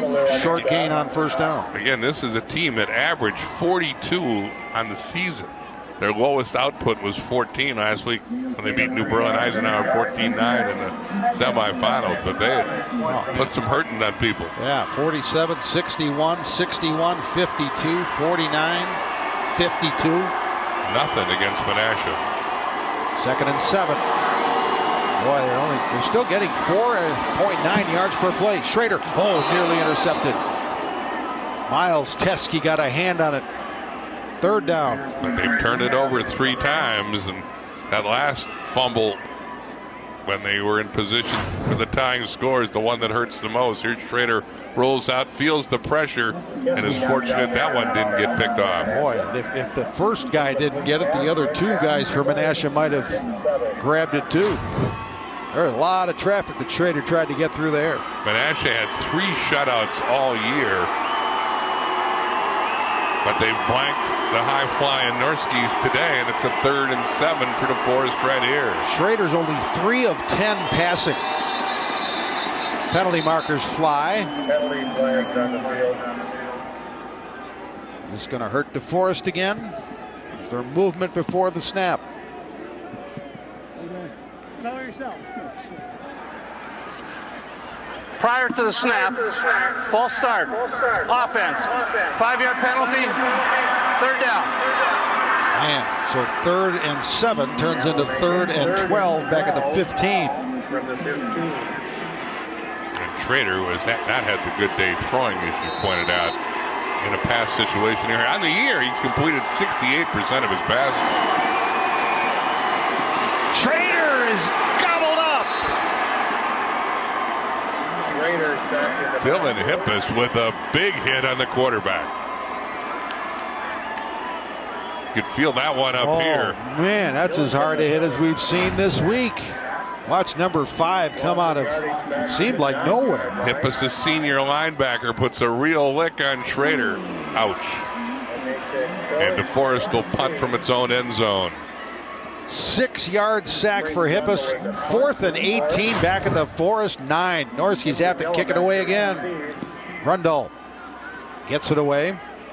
Let's see how about the roll. Yeah, we'll get a little. Back into Menasha territory, but the Blue Jays will get it back at about their own 46. Timeout. Menasha with the ball and the lead. Devontre Smith's 9-yard touchdown run is still holding up. 7-0 Menasha. Media time. It's still cold, but at least the sun's out. That's good news for the fans sitting in the sun, but not so good for the punt returners. Yeah, Turkell isn't crazy about the fact. Again, there isn't a cloud in the sky, and now that we're getting near noontime, he's looking right up into the autumnal splendor. Wow, that's beautiful. Wordsmith. Menasha starts this drive at their own 46. There's Pope, the quarterback. That's a nice gain there. And Rivers on the tackle, along with 43 Jet Reese for Deforest. Blue Jays would love to take some time off that clock on this drive. A score might be the dagger and give Menasha their first title since 2014. 5-yard gain to the 49 of Deforest. You see JR in the back of the Deforest helmets in memory of Jerry Rolke, as we mentioned, the longtime coach for the Norskies, who passed away in October. 2nd and 5. Pope again. Well played there by Devin Moran Rivers. Moran Rivers on the stop. No gain, gain of 1. 3rd and 4, they'll say, at the 48. Brings up 3rd and 4 from the 48. Pope, 12 rushes, 45 yards.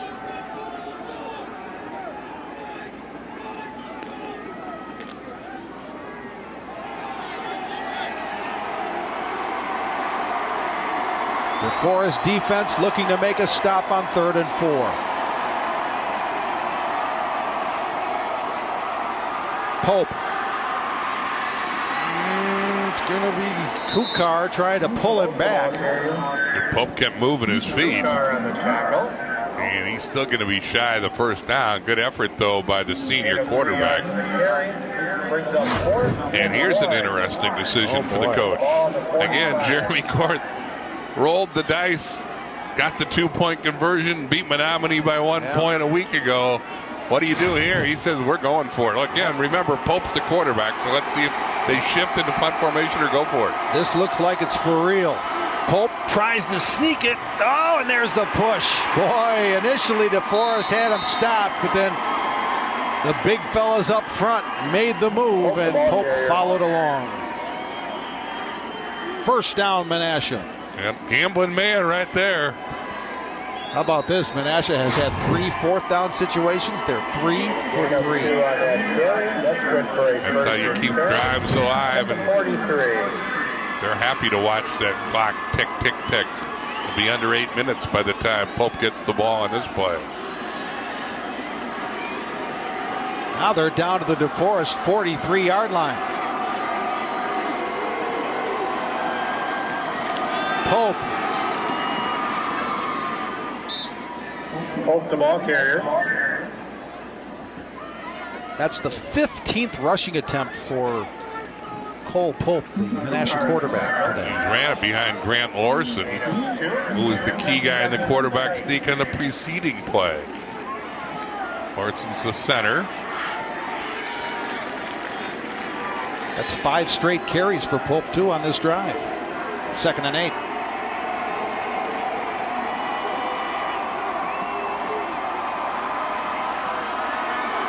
Sixth straight carry for Pope.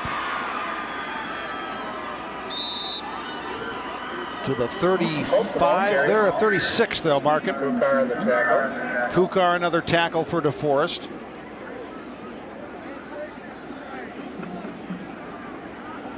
Now they will mark it at the 35, so it's going to be a 3rd and 2. Clock continues to roll now under 7 minutes. And from what we've seen, you have to assume this is 4-down territory for the Blue Jays. Now they do have that strong-legged left footer, Josh Jones, the kicker. Again, made a 50-yarder earlier this year. 10 points would look pretty good to Menasha at this point, but they're not there yet for sure. Now they hand off. Rail, penalty marker. Boy, this could be big. That was a late flag, but where it was thrown, you have to assume it's got a pretty good chance to be a hold. Mike Minnick hoping this will push Menasha's offense back, but all the Menasha people are pointing at DeForest. Face mask. Yeah. Defense. 5 yards. In addition to the end of the run, it'll be a first down. Wow. Haven't been many penalties in this game, but that one, the biggest one. You'll see it pretty clearly through the hole here. Yeah. Alonzo Blevins got caught. So it's a 5-yard penalty. 1st and 10, 27-yard line. Clock running. 6:10 left. Yeah, the official was right there and had a perfect look at it. Pope going to throw. Incomplete. Somebody got a paw in the pass, I believe. Seth, check that Maurer, the intended receiver. First time they've targeted Maurer in the second half after throwing his way. 9 times in the first half, and he caught 8 of them. Caught 8. He was targeted 12 times. That brings up 2nd and 10. I was giving that defensive end credit. That was just not a good throw by the quarterback. Boy, it's not even fair to call that a target. Yeah. 2nd and 10. Forest defense has responded all day, and boy, they need to now. Here's Pope to the 24. Cole Pope, the ball carrier. Sistrunk and Moran Rivers on the tackle. 3rd and 7. 24-yard line. Again, how critical is that penalty? It allows Menasha to take another 2 minutes off the clock. Both teams with 3 timeouts remaining.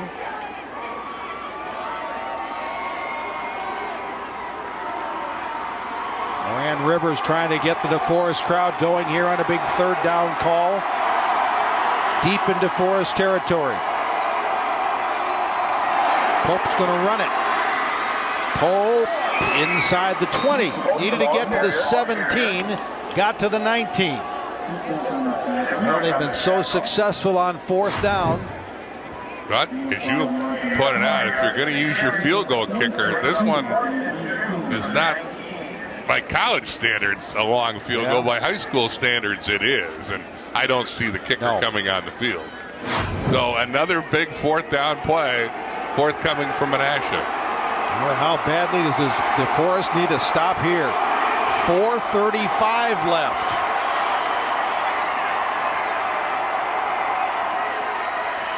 Here is Smith, and he stopped. They went to Devontre Smith, who scored the touchdown, and he's taken down for a loss. The door is open for DeForest.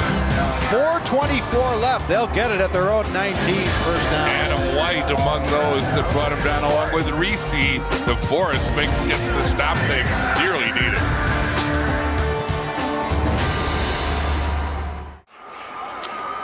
Well, Menasha didn't score on that last drive, but the Blue Jays chewed up some clock, leading 7-0. Yeah, they've got to feel good about that. They certainly would have liked to get the game-clinching score, but they eat up 5 minutes and 50 seconds.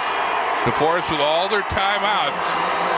But they got a long way to go, looking for the tying score, maybe the go-ahead score if they go for 2. From the 21, they'll swing the pass out to Armstrong. And that's a good start for DeForest as Evan Armstrong takes the little swing pass and gets a first down. Schrader has not had a good day throwing the ball, but they're going to need him to come through here at crunch time.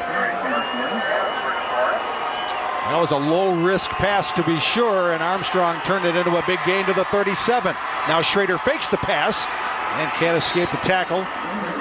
Number 90, Cade Parker, defensive lineman. Menasha sensed that they were going to throw that same pass to the other side. Schrader saw it too and decided to pull the ball down and carry it for a short gain. Got one, 2nd and 9, 38-yard line, clock running, 3:45 left.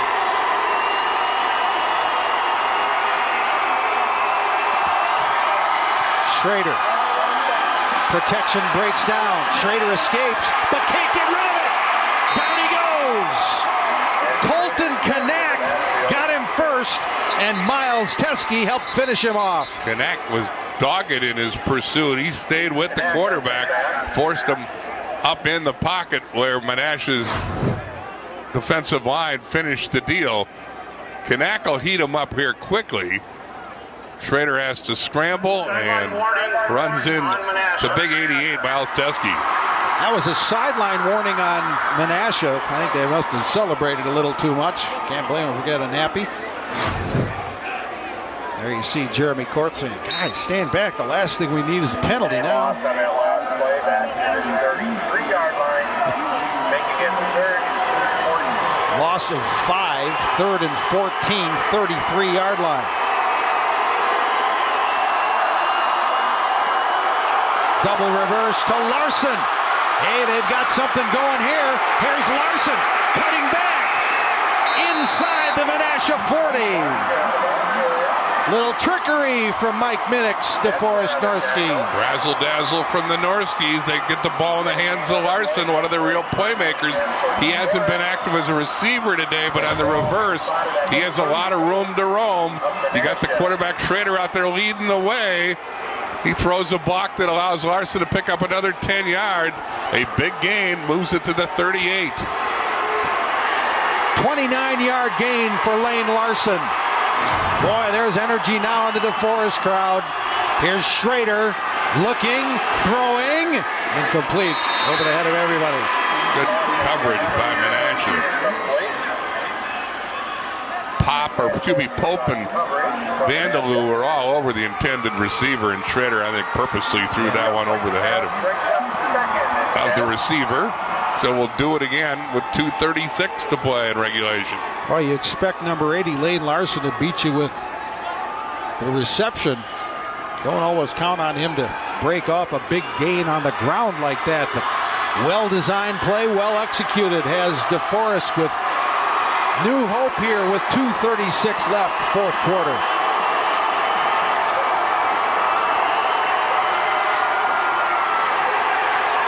Schrader, he's in trouble, and down he goes.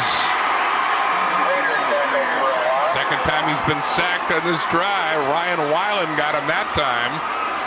So it's going to be third and long. Menasha's defense, 5 tackles for loss, including their 4th sack here. And the second on the drive. Cade Parker was there too, number 90. Third and 13. Clock running.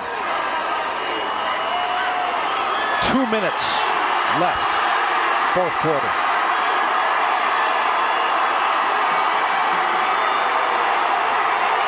Schrader's going to run it. Lost the football. Menasha says they have it. Officials haven't ruled whether, I think it's a loose ball. They didn't rule that he was down on contact. Well, Schrader's the one guy in there against 2 Menasha guys. Coming away with the football is Colton Kanak. And the signal is Menasha football. Yeah, they never signaled that the ball was down on contact. I think this is a fumble. It's going to be reviewed up here. You can see the ball comes loose. Did his own guy knock it out? And Kanak proudly showed the world that he recovered the fumble. Here it is one more time. It almost looked like the arm of number 26, Gabe Finley, knocked the ball out of Schrader's hands, at least from that previous replay, the one before the last one we just saw. I think Miles Teskey deserves some credit, though, too, for causing havoc in there. But right now, Menasha's going to have the football. DeForest is going to have to burn their timeouts on defense. Here it is one more time. Watch the arm of 26 in purple. Oh, no, it was Teskey who punched it out. You're right. You'll see 88 who made the tackle punch it out.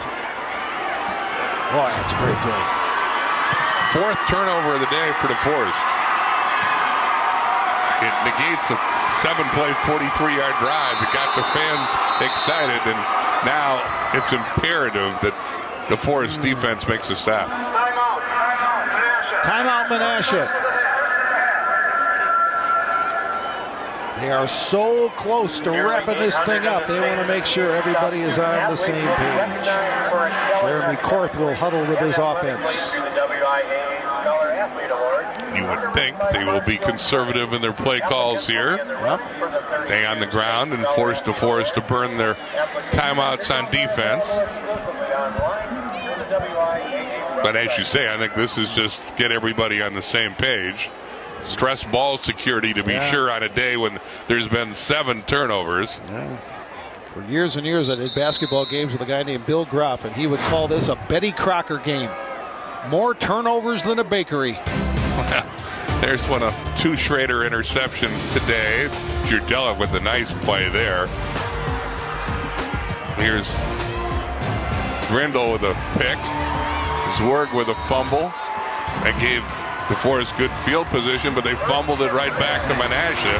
That might have been the most critical turnover of the day until the latest fumble, thanks to the play by Teskey. This is out of the Menasha timeout. This is Rail. Squirts to the 40. Timeout, Norskies. Maybe one of the few times Wanakee pulls for DeForest. Wanakee plays the next game here. A lot of their fans are here, and I believe they may be pulling for their Badger Conference, normally a foe. Today, their neighbor down the road, but their neighbor needs all the help they can get as they're down 7 in the last 94 seconds of the D3 title game. As we've mentioned, the DeForest defense has done a great job against the 2,000-yard rusher Tyler Rail. Rail today, 14 carries, 28 yards, an average of 2 yards per carry. But quarterback Cole Pope, 18 carries, 65 yards to lead the way. And there you see, Brof and I will be back just after 1 o'clock with the Division II championship as the Brookfield East Spartan Nation is here at Camp Randall. They'll face the traditional power of the Wanakee Warriors. All right, 2nd and 6. DeForest needs a stop and another quick timeout. Rail got a yard. 1:30 left. DeForest uses its 2nd timeout. Their Rail's been stopped, but so is the DeForest offense that came into this averaging better than 42 points in the year, and they haven't been able to dent the Menasha defense today. Like Minnick in his final game, hoping to get a miracle here as far as they're concerned. You would think he would burn his final timeout after this play of Menasha. Well, he's going to burn the timeout, you would think, after this play, period. He would like his defense to make a stop and make it a 4th down play. And then his offense, theoretically, would have about 1:20 left to operate with no timeouts. And I think Menasha would not mind the field position move from their punter to pin DeForest back, as Menasha's defense has been absolutely spectacular today. Forcing turnovers, making big plays on 3rd down. So Menasha comes out of the DeForest timeout, 3rd and 6, with 1:30 left, 4th quarter. There's their performance on 3rd down today. Here's Jurgella. And the Norski defense rises up to stop him. And quickly the final DeForest timeout with 1:22. Get the ball in the hands of their playmaker Jurgella, who's been quiet today. Trey Warren on the tackle. He's made a few of them today. Number 90.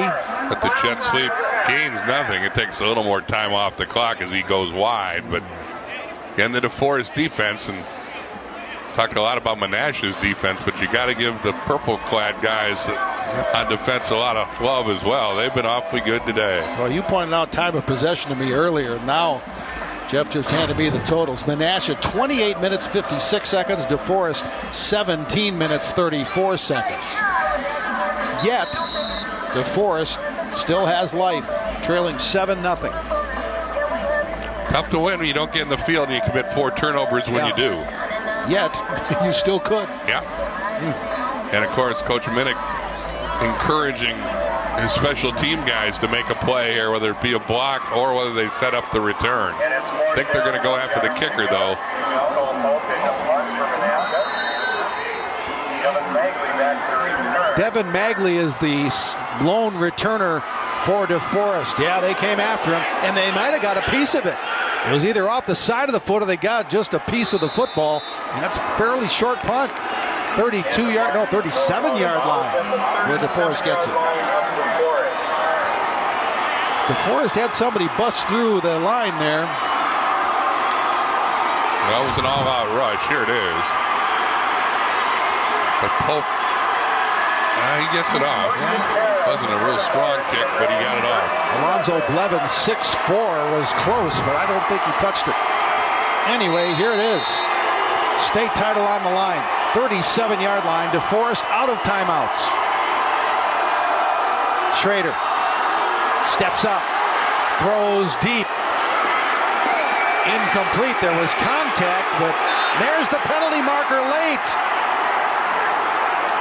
No, and Hawk sold it. I hope he's in a drama class at DeForest because he did a nice job of drawing the penalty. They have an excellent drama department at DeForest High School. Good to know. Excellent. It's paid off for Hawk. Again, in high school, this is a 15-yard penalty. So, and let's see if it is offensive or defensive pass interference. I guess I shouldn't be presumptuous. And in our high school state championship situation, Pass interference. Defense. 15-yard penalty. Result will be first down. And again, interference calls are not challenged or a play that can be challenged under the high school rules. There's the contact. Yep.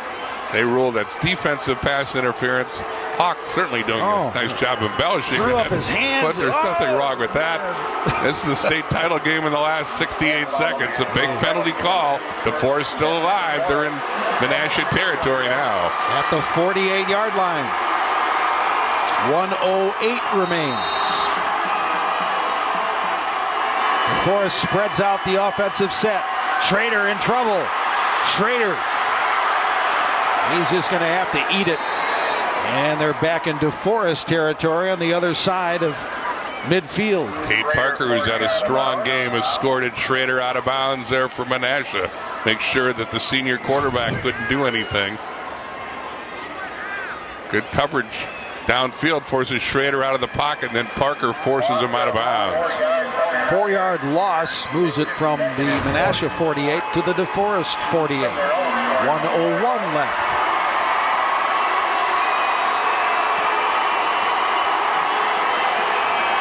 Again, empty backfield for DeForest. Menasha doesn't like what they see. They take a timeout. Larson is the playmaker you got to keep an eye on. 80, he's been their leading receiver all year, the player of the year in the Badger Conference. And again, Schrader's timeout. Menasha. Favorite pitch catch person since third grade. Yep. Larson has only one reception today for 29 yards. They ran him on that end around and got him the ball, but oh, sure, that's right. That was the rush. Excuse me. He's got 2 catches for 39. That was the rushing play. You're right. So they haven't been able to get him the ball, and that's a credit to the Menasha defense. You know, in this era of football where we spread out offenses and want scoring, I'll tell you what. It was a pretty good 7-0 game. What our friend Matt Menzel tells us it was higher scoring at the state soccer tournament this year than the 3 games we've done here in Division 7, 6, and now 3. Apparently there was a 7-2 game and an 8-0 game in state soccer. And not today. A defensive struggle here to start day 2 at Camp Randall. DeForest hoping to tie things here in the final 61 seconds.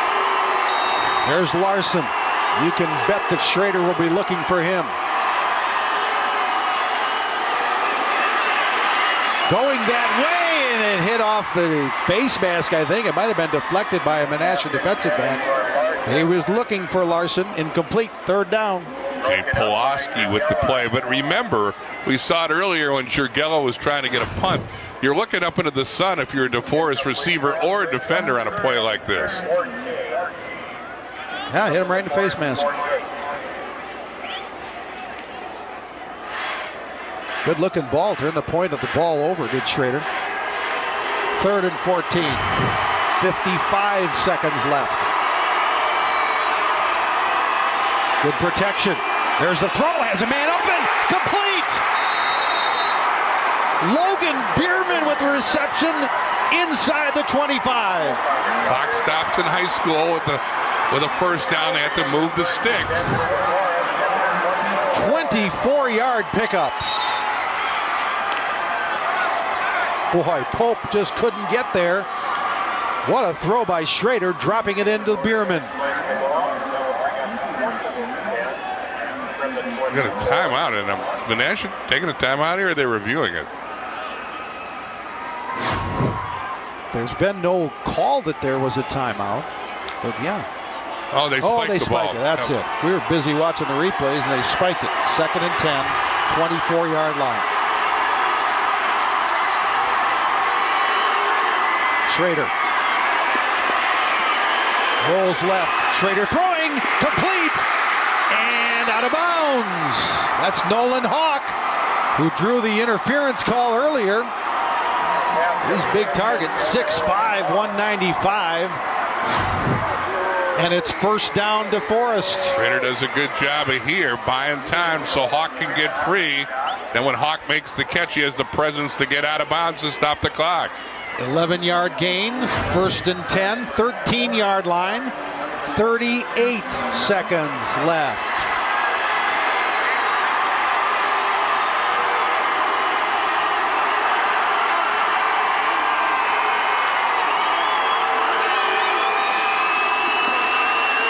Schrader complete.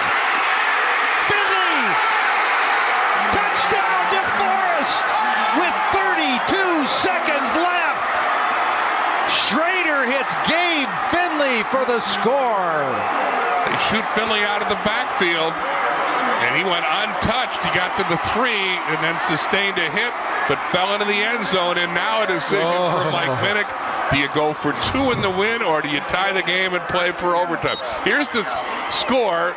The running back comes out of the backfield. There's a big hit at the goal line by Teskey, but Finley, their leading rusher, goes into the end zone, and we have a 7-6 game with 32 seconds left. Looks like they're going to... I think they're going for 2. Can you believe it? Minnick in his final game as coach rolls the dice. Deforest going for the win. Is there a storybook ending? Well, Menasha takes a timeout. That's their final timeout. I wonder if they met earlier in the week on this like Menasha did in that semifinal game. We saw Reedsburg do something similar in a title game in Division III a few years back. Al Maynard, you remember what Reedsburg did? Let's talk about the play that got him to this point. Here's going to happen. He looks like he's going to help block, and he's going to slip right up in here, and he just beats the linebacker's going to come from the outside. This linebacker's going to try to vice it, but they get there too late. Beautiful check down. I know you guys had talked earlier about how they rarely throw to their backs, but they picked the perfect time. Here we go. Nice little seam route in there. He breaks the tackles and gets home. 6 plays, 63 yards in 43 seconds. Deforest offense hadn't done a whole lot all day, but they did at the most critical time. And now, the play of the year for these two teams. 2-point conversion. Will Menasha win it, or will Deforest win it? Let's find out. Schrader, jump pass to Hawk. 2-point conversion. It's 8-7 Deforest. Hello, Tim Tebow. He lives in Deforest, Wisconsin. Bold call by the retiring coach Minnick. Schrader and Hawk execute the bold call perfectly. There's the jump pass. You don't see that often, but we've got old school with defensive struggles the last 2 days. We saw an old school Joe Cap jump pass. Oh my gosh. How about Nolan Hawk? We hadn't said his name all day, but he became one of the biggest players at the end of this game. Drew an interception, got a big first down reception to get him in scoring position, and then receives the 2-point conversion from Trey Schrader. And with 32 seconds left, there you see the disappointment in the Menasha section. They're trailing for the first time today, 8-7. Well, and they're out of timeouts. They burned all their timeouts on defense to make sure their defense was set on that 6-play, 63-yard drive that has given Deforest the lead. But Don't sleep on Menasha. Hey, focus up here if you're DeForest. You're right. Wow, what a game. And quite a job by Schrader, who had not had a good day throwing the ball, but he directed a fine 2-minute drill, which went 63 yards in 6 plays and took 43 seconds. Who among us saw the jump pass coming? How about that? You don't see that often. There's Rail. He's the deep man for Menasha. The Blue Jays pulled out a semifinal 1-point win in a similar fashion against Menominee. Bennett Girton ready to kick away. There's the details on the DeForest scoring drive. Their only scoring drive of the day. A low liner. It'll be taken there, and down goes the knee as Colton Kanak secures it. Wow. Again, no timeouts for the Blue Jays. I would think you got to keep your eye on Maurer, who's been a hot receiver today, but don't sleep on Brady Jurgella, who's been their big money guy all year with 7 touchdown catches, averaging 14 yards a catch. Pope passing today, 10 of 18, 73 yards.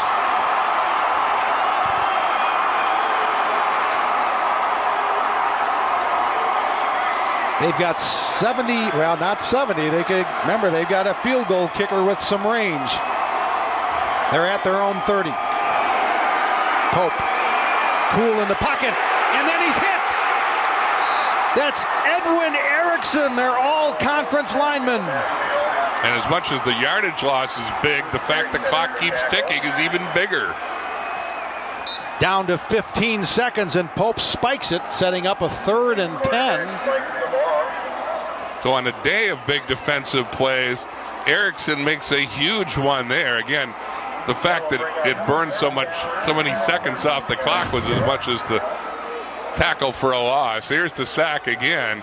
That's a bull rush, and he just beats his guy and brings Pope down. Erickson's 2nd tackle for loss today. It's 3rd and 13 from the 27-yard line.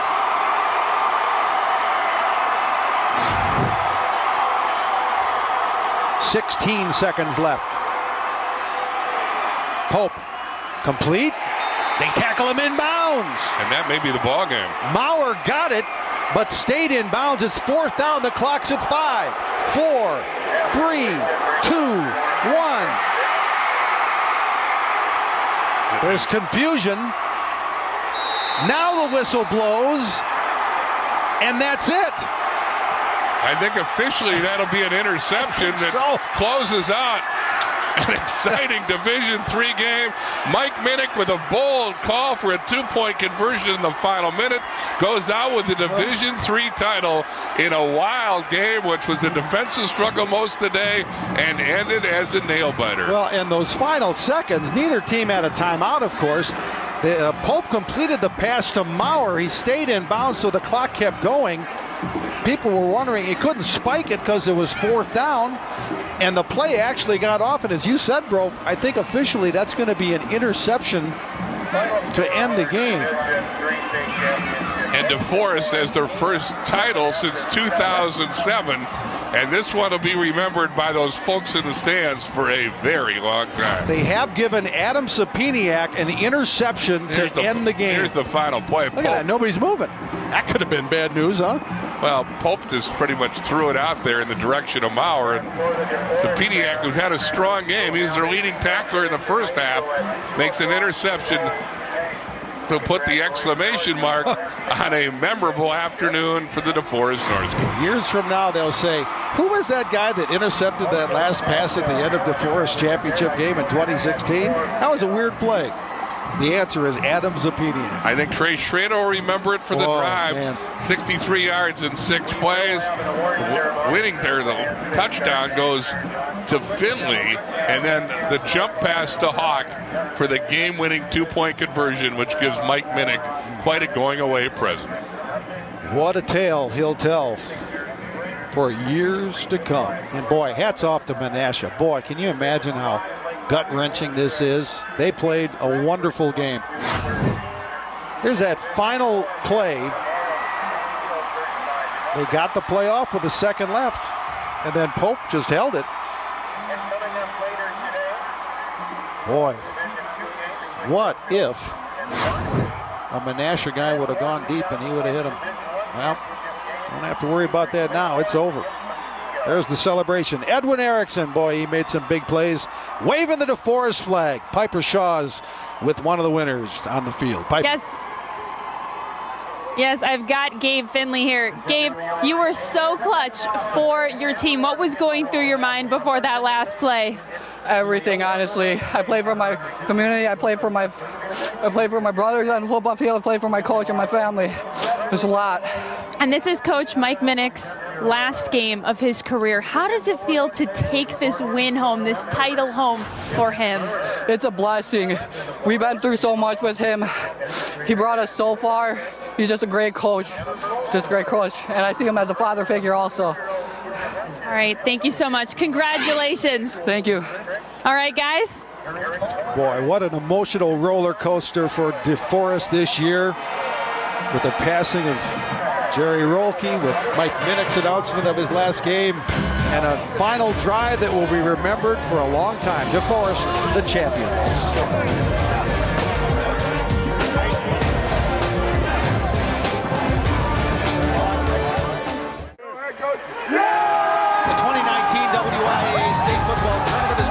By Rural Mutual. Premiums paid here, stay here to keep Wisconsin strong. What a moment as Mike Minnick and the DeForest Norskies hoist the gold trophy, champions in Division 3. Here's our play of the game, brought to you by Rural Mutual. Premiums paid here, stay here to keep Wisconsin strong. Go for 2 and the win. Trey Schrader, that was his best version of the Tebow jump pass. A bold call by the retiring Coach Minnick. Trader, the Hawk, they'll go down in infamy in DeForest, which completes a 14-0 season with their first title since 2007. In a thriller if you live in DeForest, a heartbreaker if you're from Menasha. Menasha, a great season, 12-2, the final record. DeForest, a perfect 14-0, and the Division III state champions. We continue our coverage of the WIA State Football Championships at 1 o'clock. Division 2 up next as the Brookfield East Spartans face the Waunakee Warriors. Bill Brophy and I will be along with that one again. 1 o'clock on Fox Sports Wisconsin. The DeForest Norskies Division 3 champions with an 8-7 win over Menasha. Thanks for joining us on Fox Sports Wisconsin.